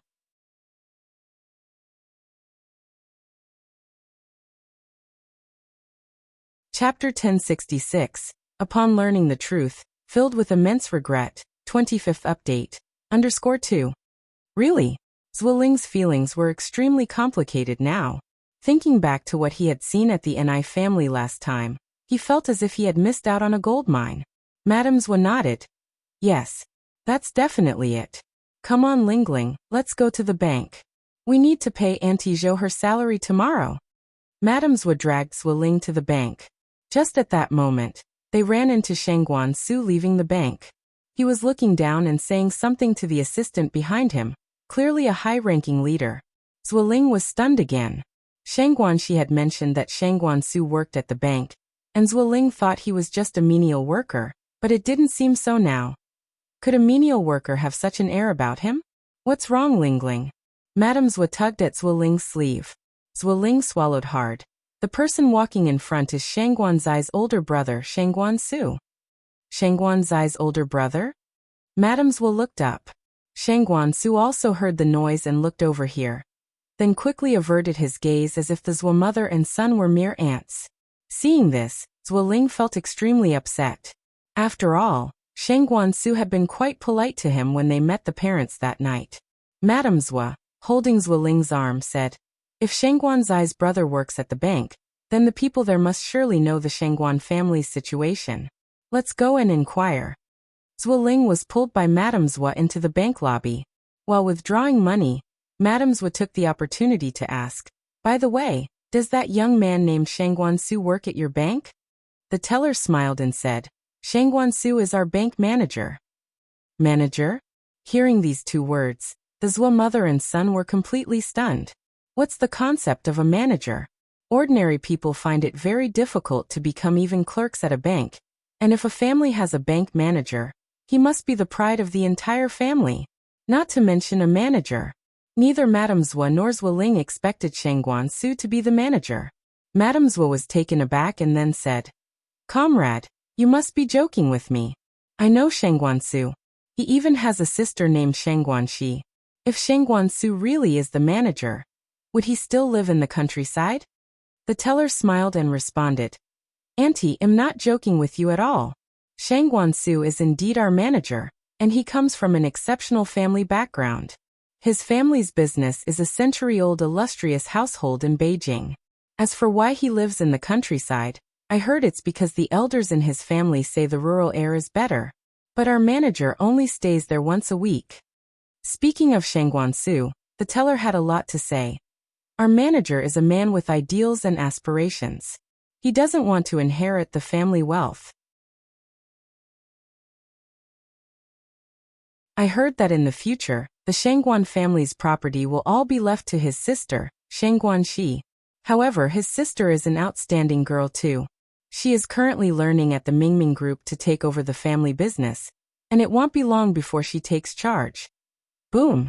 It was like a clap of thunder rang in the ears of Madame Zhua and Zuoling. They were left dizzy and disoriented. What's going on? How could this be? Who could have imagined that Sheng Guanzai's family background was this remarkable? Zuoling wished he could immediately throw himself into the river. He was filled with regret. He regretted not cherishing Sheng Guanxi properly. If he had cherished her, then all of the Shengguan family's property would be his. Madame Zhua felt even worse than Zuoling. After all, the person who disagreed with Sheng Guanxi and Zuoling getting together was her. What foolishness had she committed? She wished she could smash her head against a wall. It was truly a case of losing a gold mine and picking up a sesame seed. Mother and son burst into tears on the spot. The teller was startled. Well, what's wrong with you two?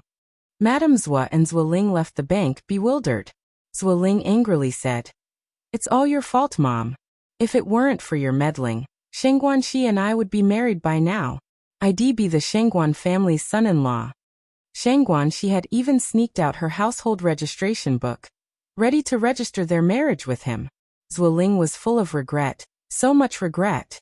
Madame Zhua crying said, Blame me, it's all my fault. Hit me, Lingling. I let you down, I was blind. What good is hitting you?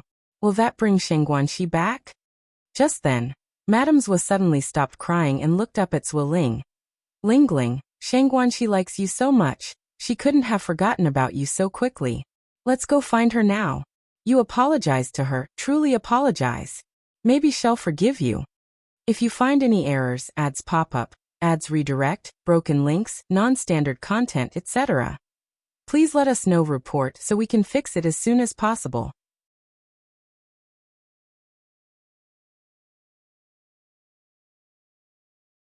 Chapter 1067. Upon learning the truth, filled with immense regret, 25th update, _3. Upon hearing this, Zuoling's eyes lit up. 3 years of feelings for Sheng Guanxi. Maybe she really would forgive him? The mother and son hurried back to the spot they had been at, and luckily, Sheng Guanxi and Enai Yang were still there. Xiaoxi, my good child, why are you here? Zuo's mother approached and tapped on the car window, looking urgently at Sheng Guanxi. Zuoling said, Xiaoxi, I was wrong. Please forgive me. Can we start over, please?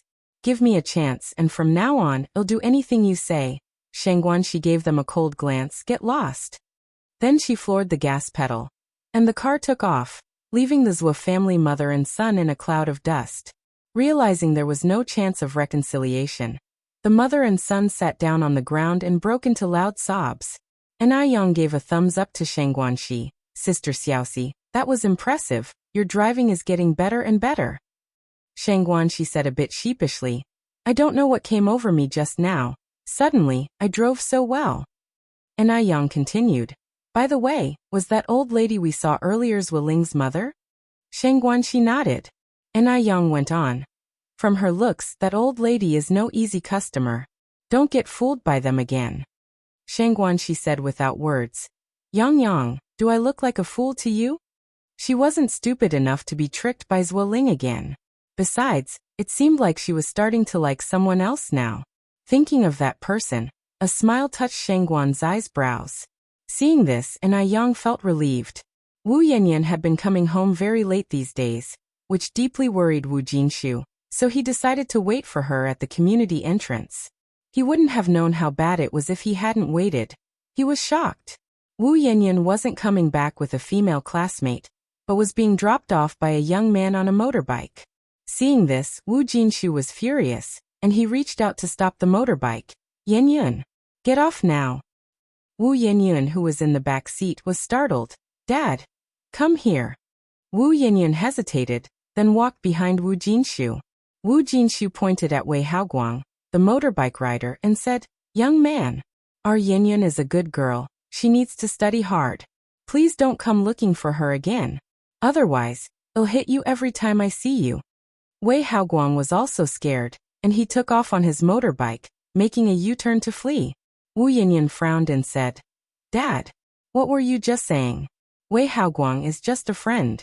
How am I supposed to face my friends after what you just did? Yanyan, Wu Jinshu said. You are still a student. As a student, you should behave like one. What does it look like hanging out with these kinds of dubious people all the time? I forbid you to associate with them from now on. And another thing, tell me the truth.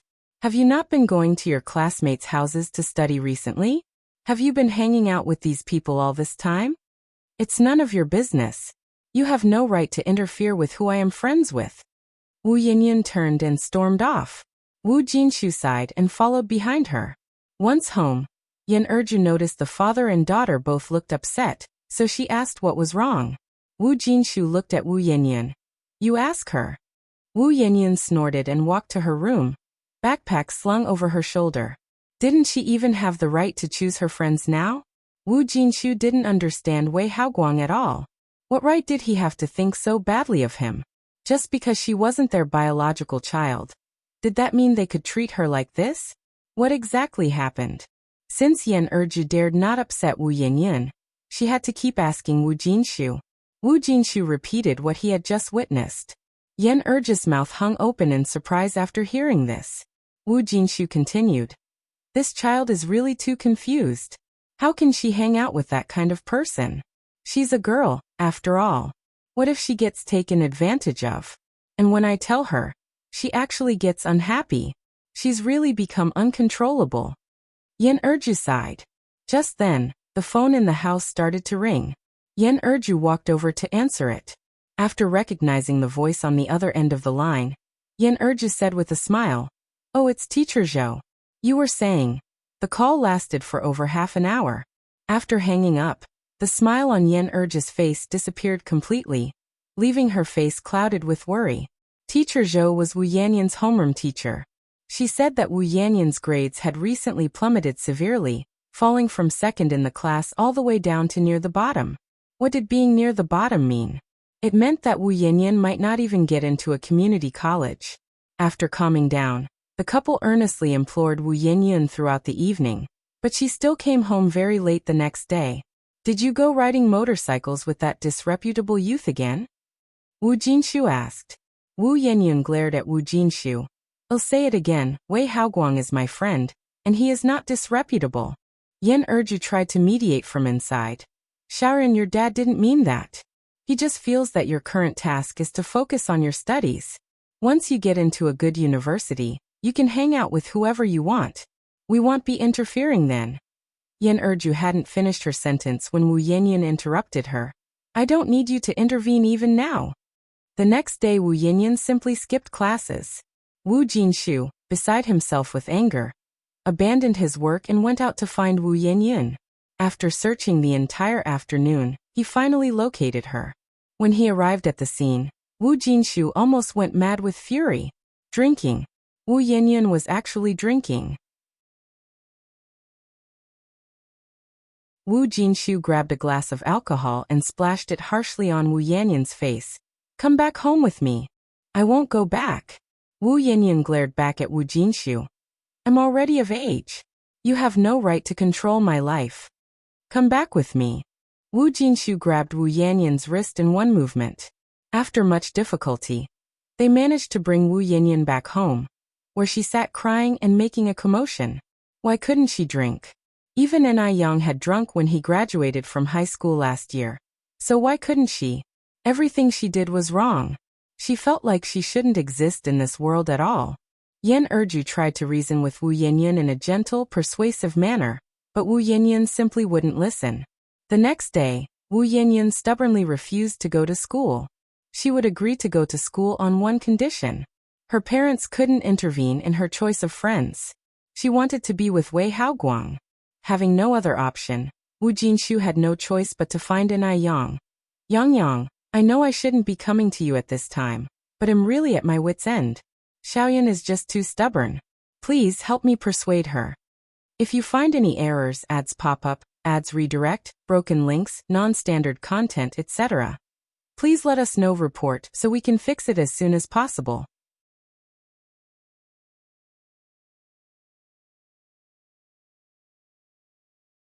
Chapter 1068.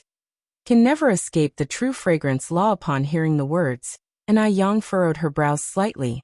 Godfather, it's not that I don't want to help, but with Yanyan's temperament, if I were to try to persuade her now, it would not only be ineffective but would likely add fuel to the fire and make things worse. And Yang understood Wu Yanyan too well. If she went to persuade Wu Yanyan now, Wu Yanyan would definitely become defiant. In Wu Yanyan's heart, she was a sinner. Whatever she did was wrong. So it was not appropriate for her to appear in front of Wu Yanyan at this time. Wu Jinshu was silent for a moment. Upon reflection, what Yang said made a lot of sense. Wu Yanyan hated Yang so much now, that if Yang stepped in, it would likely only make things more severe. Just like last time, when Wu Yanyan fell seriously ill. Although it was Yang who cured her, not only did Wu Yanyan not feel the slightest bit of gratitude, but she also blamed Yang for saving her. With this thought, Wu Jinshu sighed. I wasn't thoughtful enough. In Wu Jinshu's heart, Yang was almost like an omnipotent being, capable of solving almost any problem. So when he encountered a problem, he immediately thought of Yang. But he had overlooked the most hidden danger of all. Yang, then what do you think I should do? Your godmother and I are really out of options. Wu Jinshu went on to say. Yang then said, 18 is a sensitive age. Godfather, you don't need to be too nervous. If you're worried about Yanyan going astray, I suggest you take her to see a psychologist for counseling.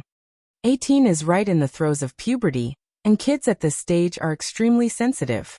To them, a small incident can often be blown out of proportion, and they can easily get stuck in a dead end. See a doctor? Wu Jinshu asked, puzzled. Yanyan isn't ill. Can seeing a doctor solve the problem? Yang nodded slightly. Given the current circumstances, psychological counseling is the best approach. Psychologists are different from regular doctors. Psychologists are also consultants who use therapy to deal with psychological issues. Right now, Yanyan just can't get past the psychological barrier. All right, I'll go back and discuss it with your godmother. Yang continued.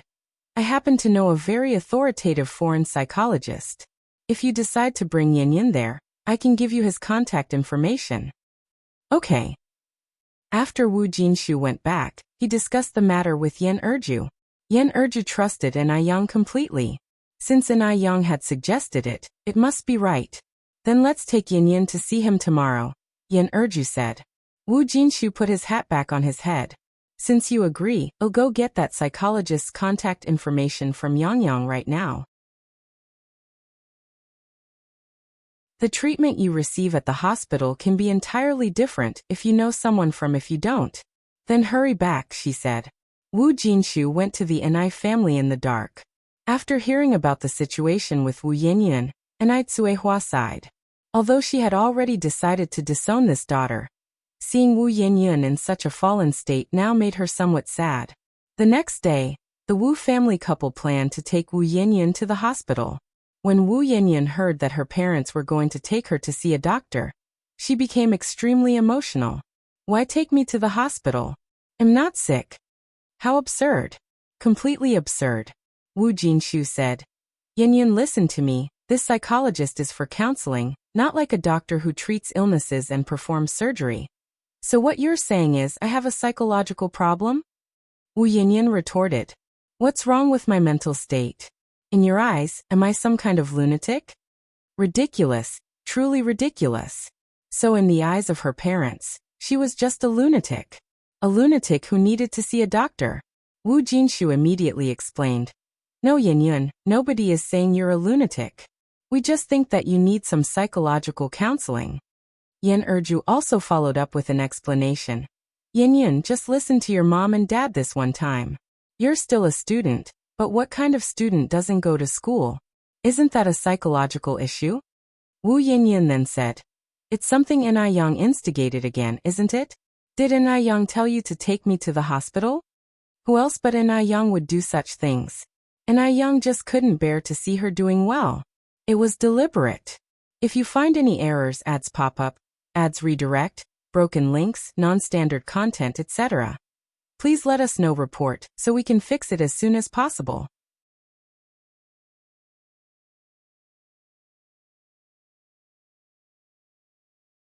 Chapter 1069. Can never escape the true fragrance law _2. Wu Jinshu said.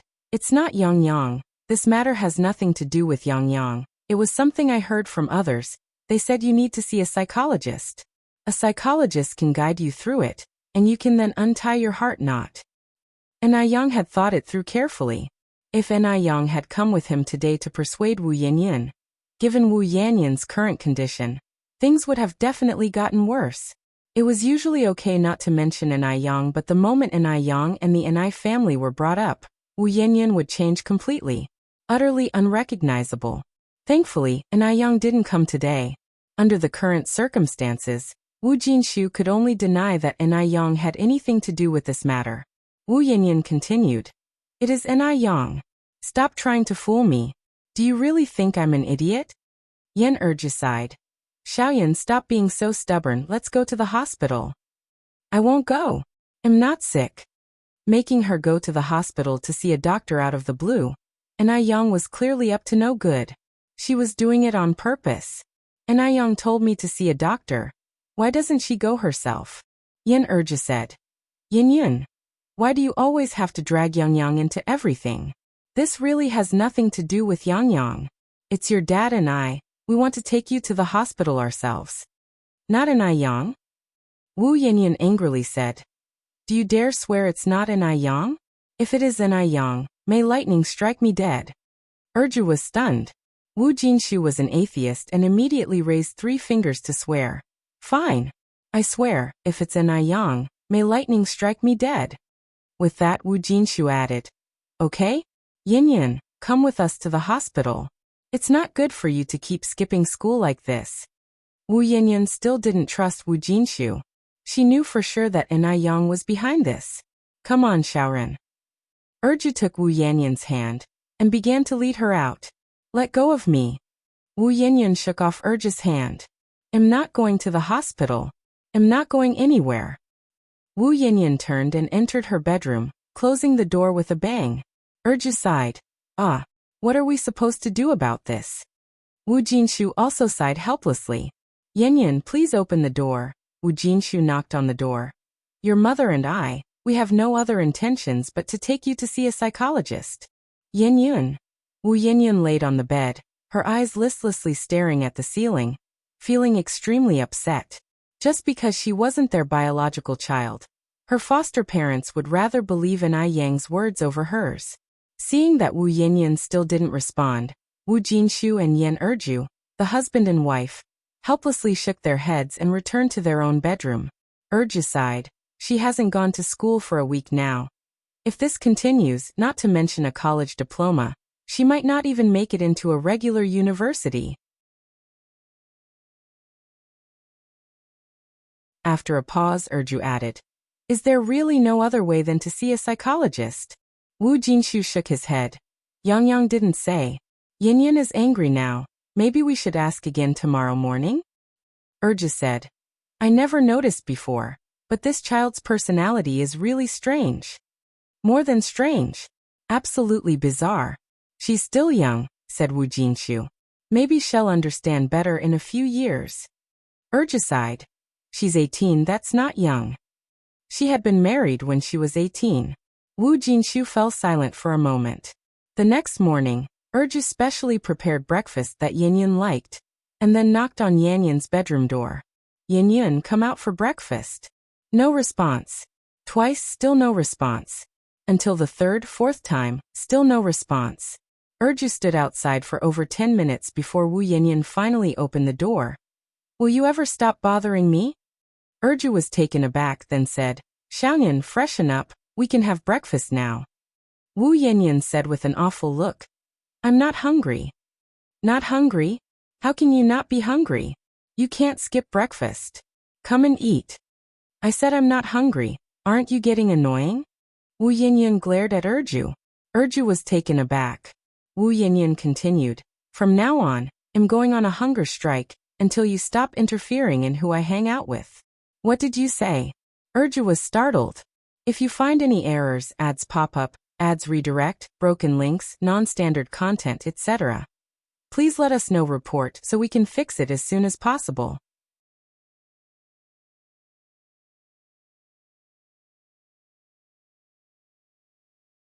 Chapter 1070. Can never escape the true fragrance law _3. I'm going on a hunger strike. Wu Yanyan declared emphatically. I'm going to fight you to the very end. After she said that, Wu Yanyan slammed the bedroom door shut with a bang. This time, she wasn't just going to fight her parents to the end. She was going to fight Anai Yang to the end as well. She wasn't a puppet on strings, subject to Anai Yang's manipulation. Xiaoyan. Xiaoyan. Yan Erju anxiously pounded on Wu Yanyan's door. Going on a hunger strike was no joke. What if something serious happened? No, absolutely not. She couldn't let Wu Yanyan go on a hunger strike. But no matter how hard Yan Erju pounded on the door, there was no response from inside. Since she had declared a hunger strike, she wasn't just talking the talk. With no movement inside, Yan Erju had no choice but to give up. She abandoned her duties at the company and rushed to the construction site to find Wu Jinshu. Hearing that Wu Yanyan had actually gone on a hunger strike, Wu Jinshu was also surprised. She really went on a hunger strike? Do you think I'm joking about something like this? Retorted Yan Erju. Wu Jinshu furrowed his brow, feeling a headache coming on. What do we do now? Yan Erju continued to ask. Wu Jinshu sighed and then said, She's throwing a hunger strike, isn't she? Well, let her go hungry. Ah. Yan Erju was stunned for a moment. Can that really work? This child is too stubborn. She must be corrected. If she wants to go on a hunger strike, let her. I refuse to believe that, when she's famished, she won't eat. Wu Jinshu was at his wit's end, having worried over Wu Yanyan a lot recently. Do we really do this? Yan Erju asked, uncertain. Yes, just do it. Wu Jinshu asserted firmly. I want to see just how stubborn she can be. Well, okay then. Wu Jinshu nodded. Go back to the company quickly. The company can't run itself. Also, when you're back, lock away all the food at home, and collect the money as well. Ah. Yan Erju looked at Wu Jinshu in surprise. Since she wants to starve, let her be thoroughly starved. Wu Jinshu continued. When you go back, tell Wu Dalong and Wu Erlong that they are not to secretly give her anything to eat. Yan Erju is still worried. What if she starves herself into serious trouble? Don't worry, a few days without food won't kill someone. When she's hungry, she'll naturally come to us to ask for food. She's a grown-up, not a child. Why she keeps causing such trouble, I don't understand. Yan Erju hesitated, then nodded her head. After returning, Yan Erju did as Wu Jinshu had said, locking away everything edible in the house along with the loose change. And she instructed Wu Dalong and Wu Erlong not to give Wu Yanyan anything to eat. Wu Yanyan lay in bed until evening, and for the entire day, except for Yan Erju calling her in the morning, no one asked her to eat. It was as if she had been forgotten. Was it because she wasn't their biological child?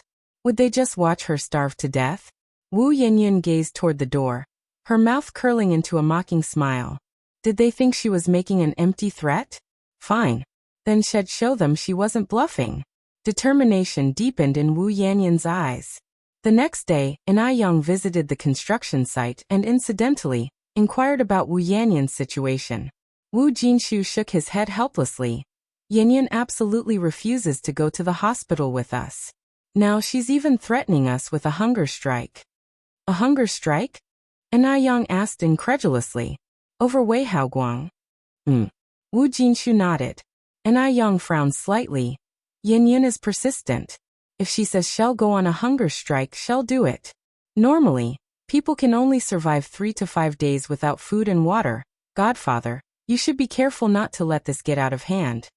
I'm aware. The feeling of an empty stomach is very uncomfortable. After a day and a half without food, Wu Yanyan felt weak all over, unable to muster any strength. Even her normally healthy, rosy lips had turned paper white and were flaking. She felt dizzy to death. She could barely lift a finger. Yet, in that day and a half, there was no sign of anyone at home. Could it be that they really intended to watch her starve to death? Yan Erju and Wu Jinshu were honest people. They didn't have that many schemes. The person behind this idea was undoubtedly an Yang. An Yang would be happy to see her starve sooner. In the living room, Yan Erju voiced her concerns. Xiaoyan has gone a day and night without food already. If this continues, can she hold out? If you find any errors, ads pop up, ads redirect, broken links, non-standard content, etc., please let us know. Report so we can fix it as soon as possible.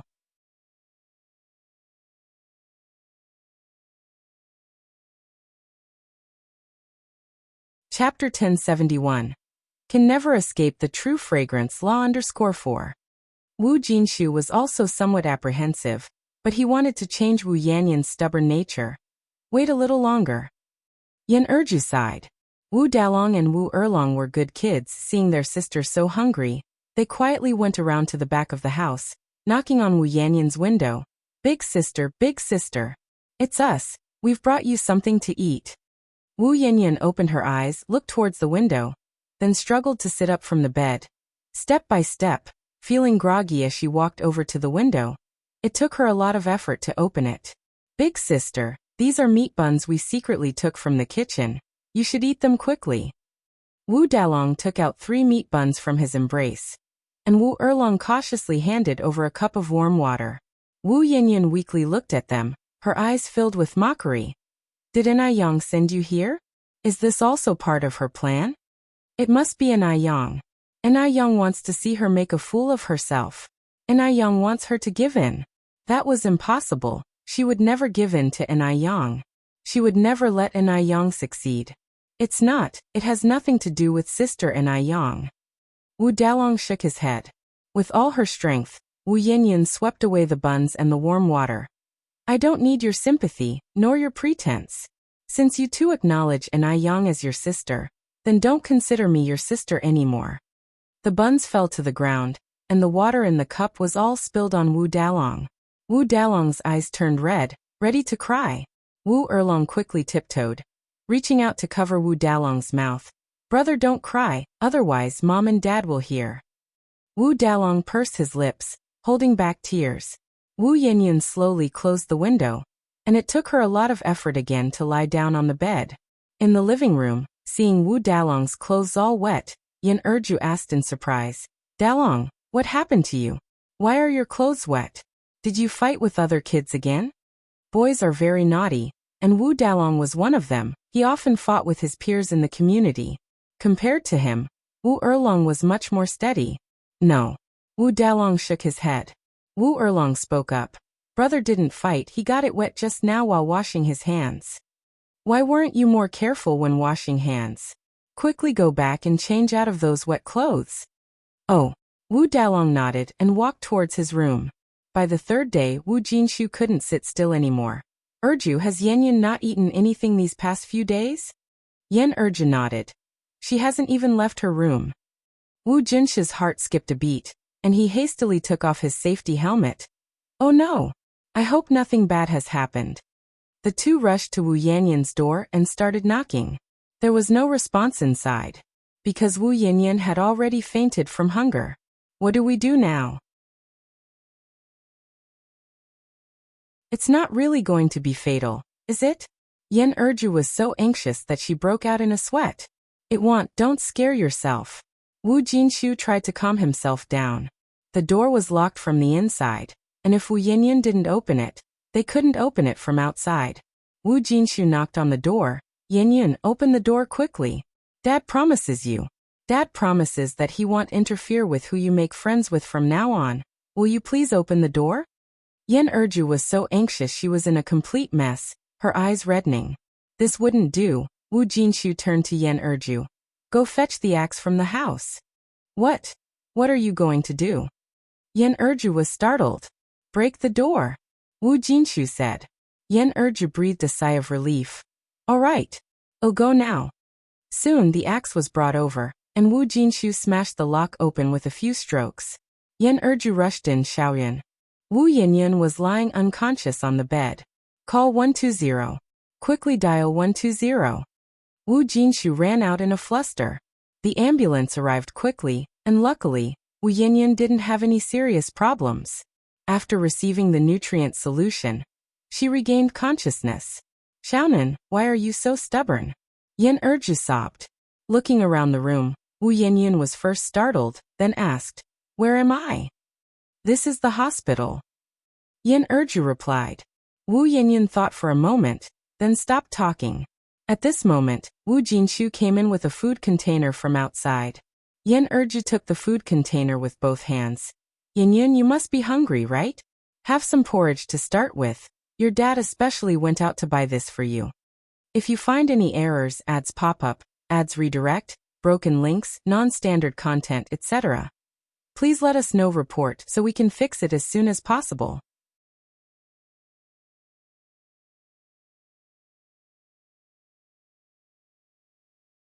Chapter 1072. Can never escape the true fragrance. Law _5. Wu Yinyun turned her head away, without saying a word. Wu Jinshu sighed. I agree with you. He continued. From now on, your mom and I won't interfere with your social life. You can hang out with whomever you want. Drink your porridge, get better, and then go to school. Really? Wu Yinyun's eyes lit up. Wu Jinshu nodded. Really? After saying that, Wu Jinshu added, This is your choice. If there's any disadvantage due to this matter, don't blame us, your parents, for not warning you. At this point, they could only let go, hoping that Wu Yinyun wouldn't do something to regret. Wu Yinyun nodded. Dad, don't worry, I understand. It's good as long as you are aware. Yan Erju scooped a spoonful of porridge to Wu Yinyun's mouth. Eat up. Wu Yinyun then opened her mouth and ate the porridge. Days went by, and soon it was the day the factory was completed. To celebrate and to seek good fortune, Yang bought a lot of firecrackers and fireworks, and also set up more than 50 tables in a banquet in the village. To ensure the quality of dishes, Yang specifically chose 5 chefs from the top kitchen of the country's famous restaurant. The celebration lasted 3 days, and then the factory officially started operations. Including 12 security personnel, there were over 400 people in the factory, but the dormitory was only 1/3 full. The dorms were of 2 types. One was a 6-person room, similar to school dorms, with beds above and storage below. There was also a room for couples. Because of prior training and having the old guide the new, no mistakes occurred on the first day of work, and the production volume was more than 10 times that of before. Han Xiaoyu's father became the factory manager again. Very delighted and determined to work hard not to disappoint Yang. The next day, Yang shipped a large batch of goods overseas. Wu Yinyun was leading a pleasant life during this period, with no one to supervise her. She would ride on Wei Heigang's motorcycle almost every evening after school. Today is Saturday. Du Jiaojiao invited Yang to go shopping. Now in early March, the weather was getting warmer, Yang wore just a cheongsam, looking stunning and graceful. Du Jiaojiao, with a face full of envy, held Yang's hand. They say winter is the season to gain weight, but you haven't gained a bit, your waist is still so slim. Usually, she saw Yang eat whatever she wanted without specifically dieting, yet she didn't gain weight. Yang smiled and said, A good figure also needs maintenance. Hearing this, Du Jiaojiao's eyes brightened. Really? How do you maintain it? If Sister Jiaojiao is interested, I can make a list for you when I get back. Sure. Du Jiaojiao nodded. Then they went to buy clothes and bags, and finally went to the backstreet food alley to eat. Seeing how Du Jiaojiao had lived a luxurious life from childhood, this was her first time eating at a stall. I didn't expect street food to taste so good, said Du Jiaojiao, surprised. What surprised her more was that Yang also ate at street stalls. She had thought Yang, like her, only frequented upscale restaurants like the famous ones. It appeared she knew very little about Yang. And I Yang said, actually the real delicacies are hidden in the streets, right Sister Jiao Jiao? That stall's stinky tofu is also very tasty. Want to try some? Saying so, and I Yang led Du Jiao Jiao to the stinky tofu stall. Stinky tofu? That smell isn't pleasant. Du Jiao Jiao pinched her nose incredulous. Yang, you actually eat this kind of stuff? That's too exotic. The stall owner said, comrade, don't just judge stinky tofu by its smell. It's actually very tasty. And I Yang, taking the stinky tofu handed by the boss, said, exactly, it's delicious. Sister Jiao Jiao, try one. Du Jiao Jiao shook her head hurriedly. No, I don't want it, I'll never eat that. 5 minutes later, Du Jiao Jiao held a skewer of stinky tofu and said while eating, delicious. And I Yang. After finishing the stinky tofu, the two of them went on to stroll elsewhere. Meanwhile, Wu Yanyan and Wei Haoguang also went out shopping. Wu Yanyan spotted Du Jiao Jiao eating stinky tofu immediately. Looking around and noting Du Jiao Jiao, and I Yang wasn't there. Wu Yanyan handed what she had in her hands to Wei Haoguang. Wait here for me. If you find any errors, ads pop up, ads redirect, broken links, non-standard content, etc., please let us know report so we can fix it as soon as possible.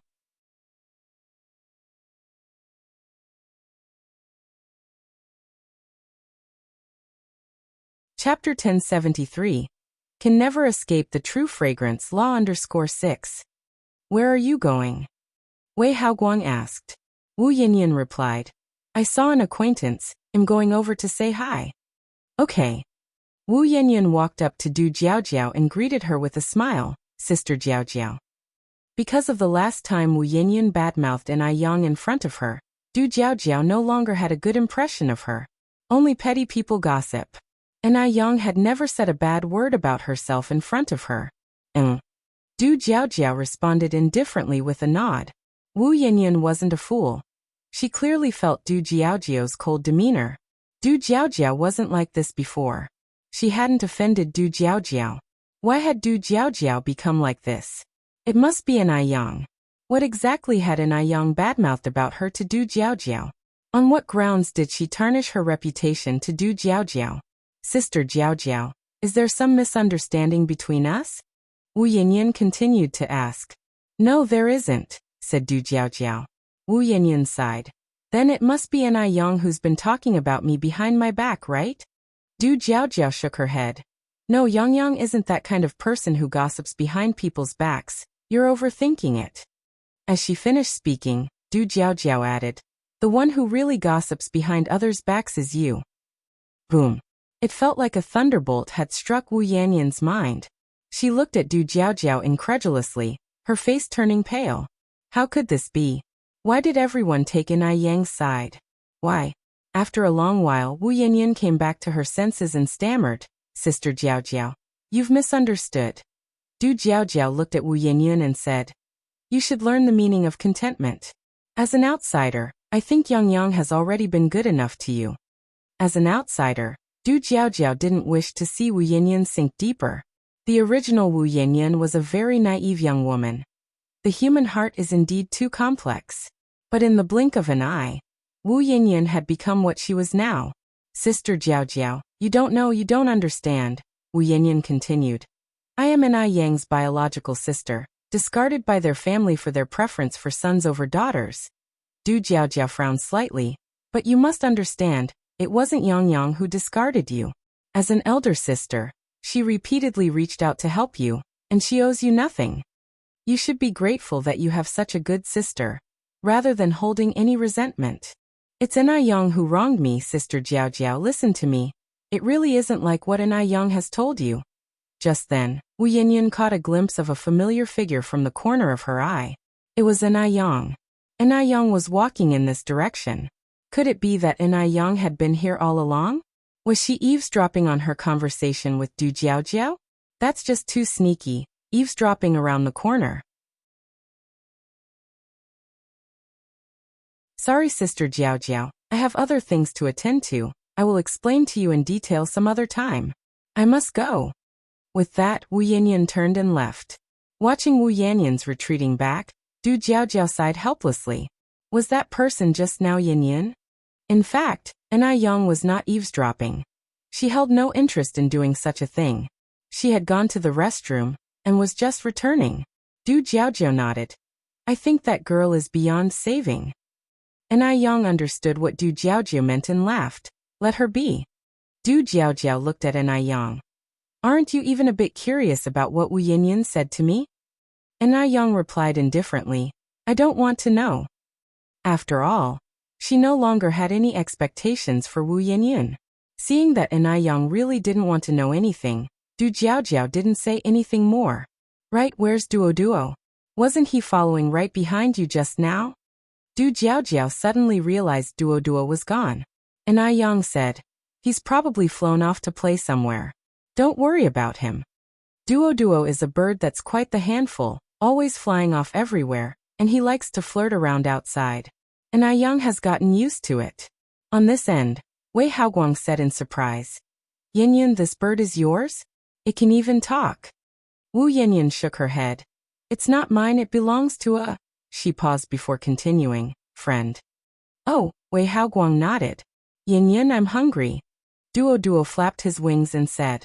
Wu Yinyan looked up and said, then come back with me. I'll get you something tasty to eat. Great. Duo was very happy.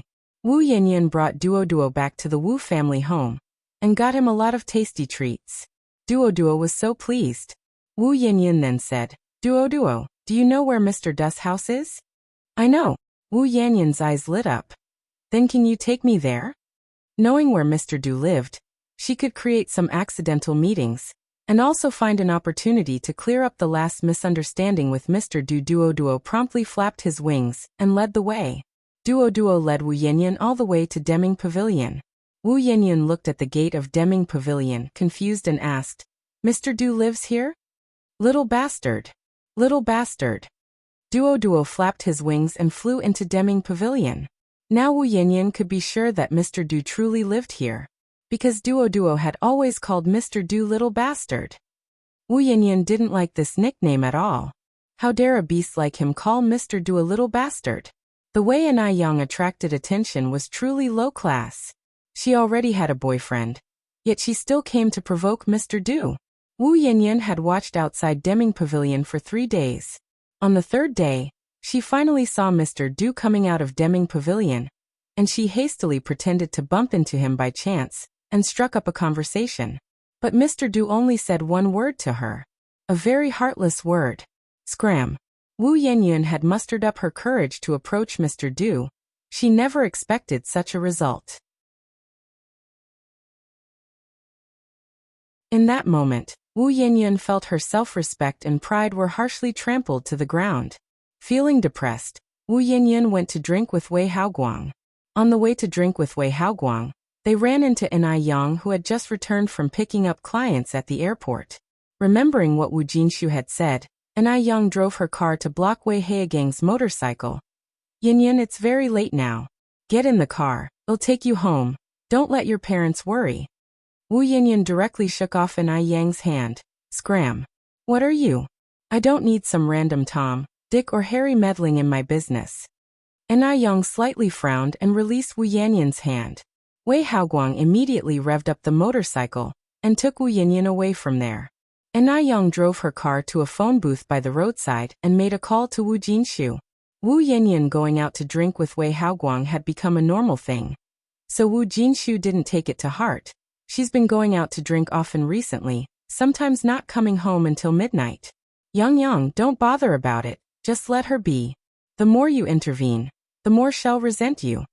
After informing Wu Jinshu, Anai Yang had fulfilled her responsibility. All she needed to do was have a clear conscience. After hanging up the call, she stopped minding the matter. If she had insisted on dragging Wu Yanyan back home, Wu Yanyan wouldn't have been grateful, only more resentful towards her. Wei Haoguang had made plans to drink with 3 good brothers tonight.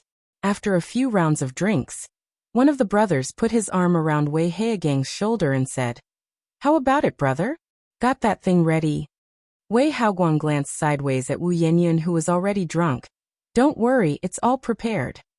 If you find any errors, ads pop up, ads redirect, broken links, non-standard content, etc. Please let us know report so we can fix it as soon as possible.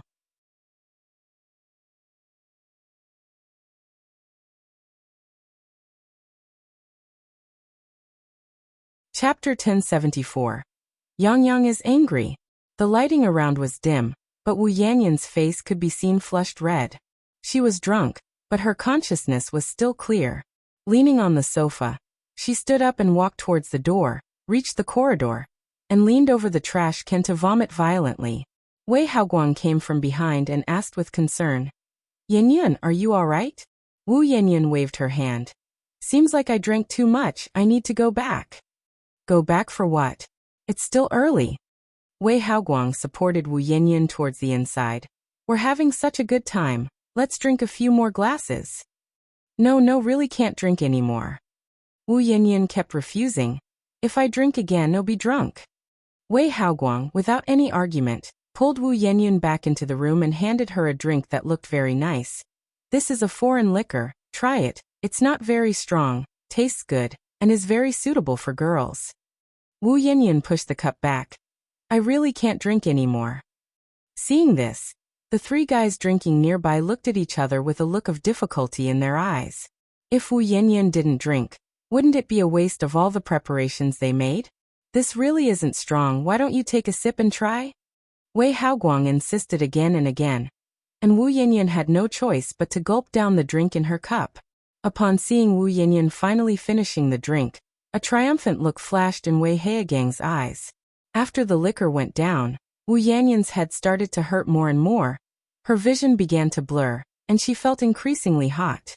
It felt like there were bugs crawling on her skin, tickling, and the odd sensation grew more and more noticeable.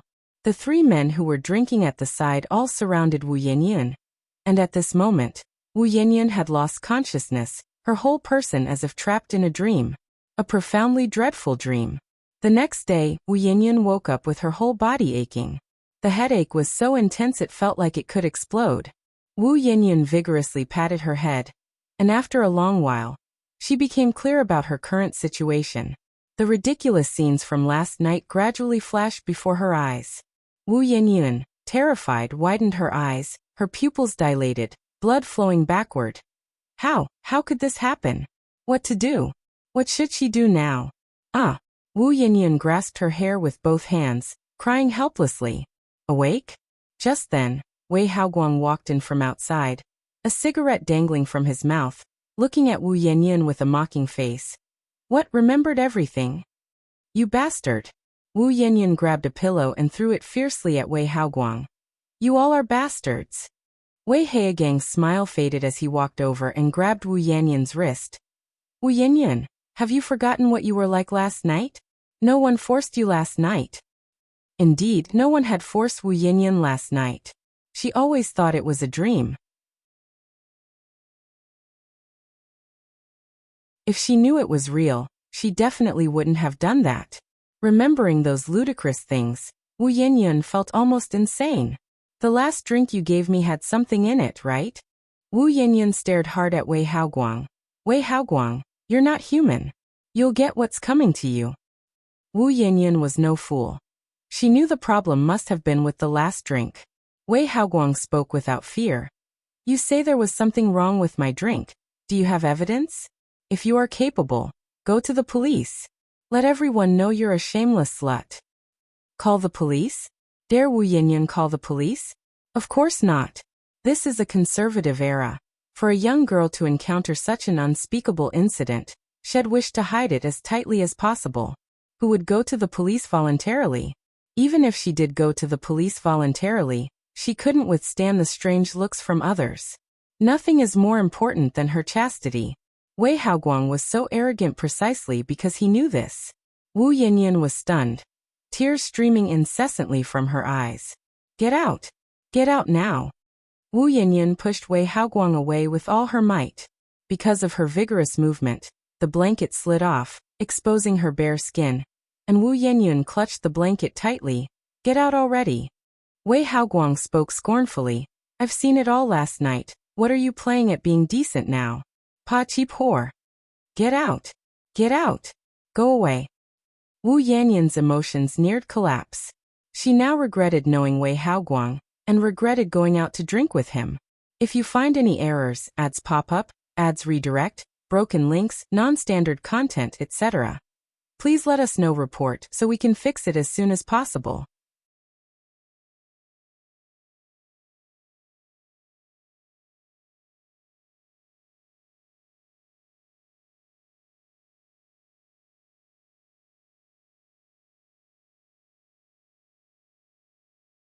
I'll bring the food to your room then. Okay. All day long, Wu Yanyan lay on the bed, staring blankly at the ceiling, looping the scene from last night in her mind, feeling like she was about to explode. The next day, Yang had to make a trip to M Country, so she got up early. As it happened, Mo Qishan was also headed to M Country, so the two left together. After flying for over 8 hours, they finally reached M Country. Upon arriving, Yang stayed in Mo Qishan's castle for 2 days before going to find Annie and Emily. Annie had opened 8 base of beauty physical stores in M Country, which were even more successful than those back home. Extremely popular and often running out of stock. During the first and second day, Annie took Yang around these 8 shops. Having heard that Yang had expanded the factory, Annie was very excited. Does that mean limited products can be unlimited now? Yang shook her head. Limited products will still be limited. It's only through limitation that the value of an item can be manifested, which in marketing is called the scarcity effect. In 1975, psychologists conducted an experiment by putting the same cookies in 2 boxes, one box with 10 cookies and the other with only 2, and then had 10 people taste the cookies from both boxes, resulting in everyone agreeing that the cookies in the box with only 2 tasted better. If you find any errors, ads pop up, ads redirect, broken links, non-standard content, etc., please let us know. Report so we can fix it as soon as possible. You're tuning in to the Li Mei's Wuxia Whispers YouTube channel. We're so grateful for your support, and don't forget to subscribe to join us on this incredible journey through captivating stories. Your generosity through donations truly makes a world of difference, as it's the primary source of revenue that allows me to expand and enhance this channel for you. Thank you from the bottom of my heart for being a part of this adventure.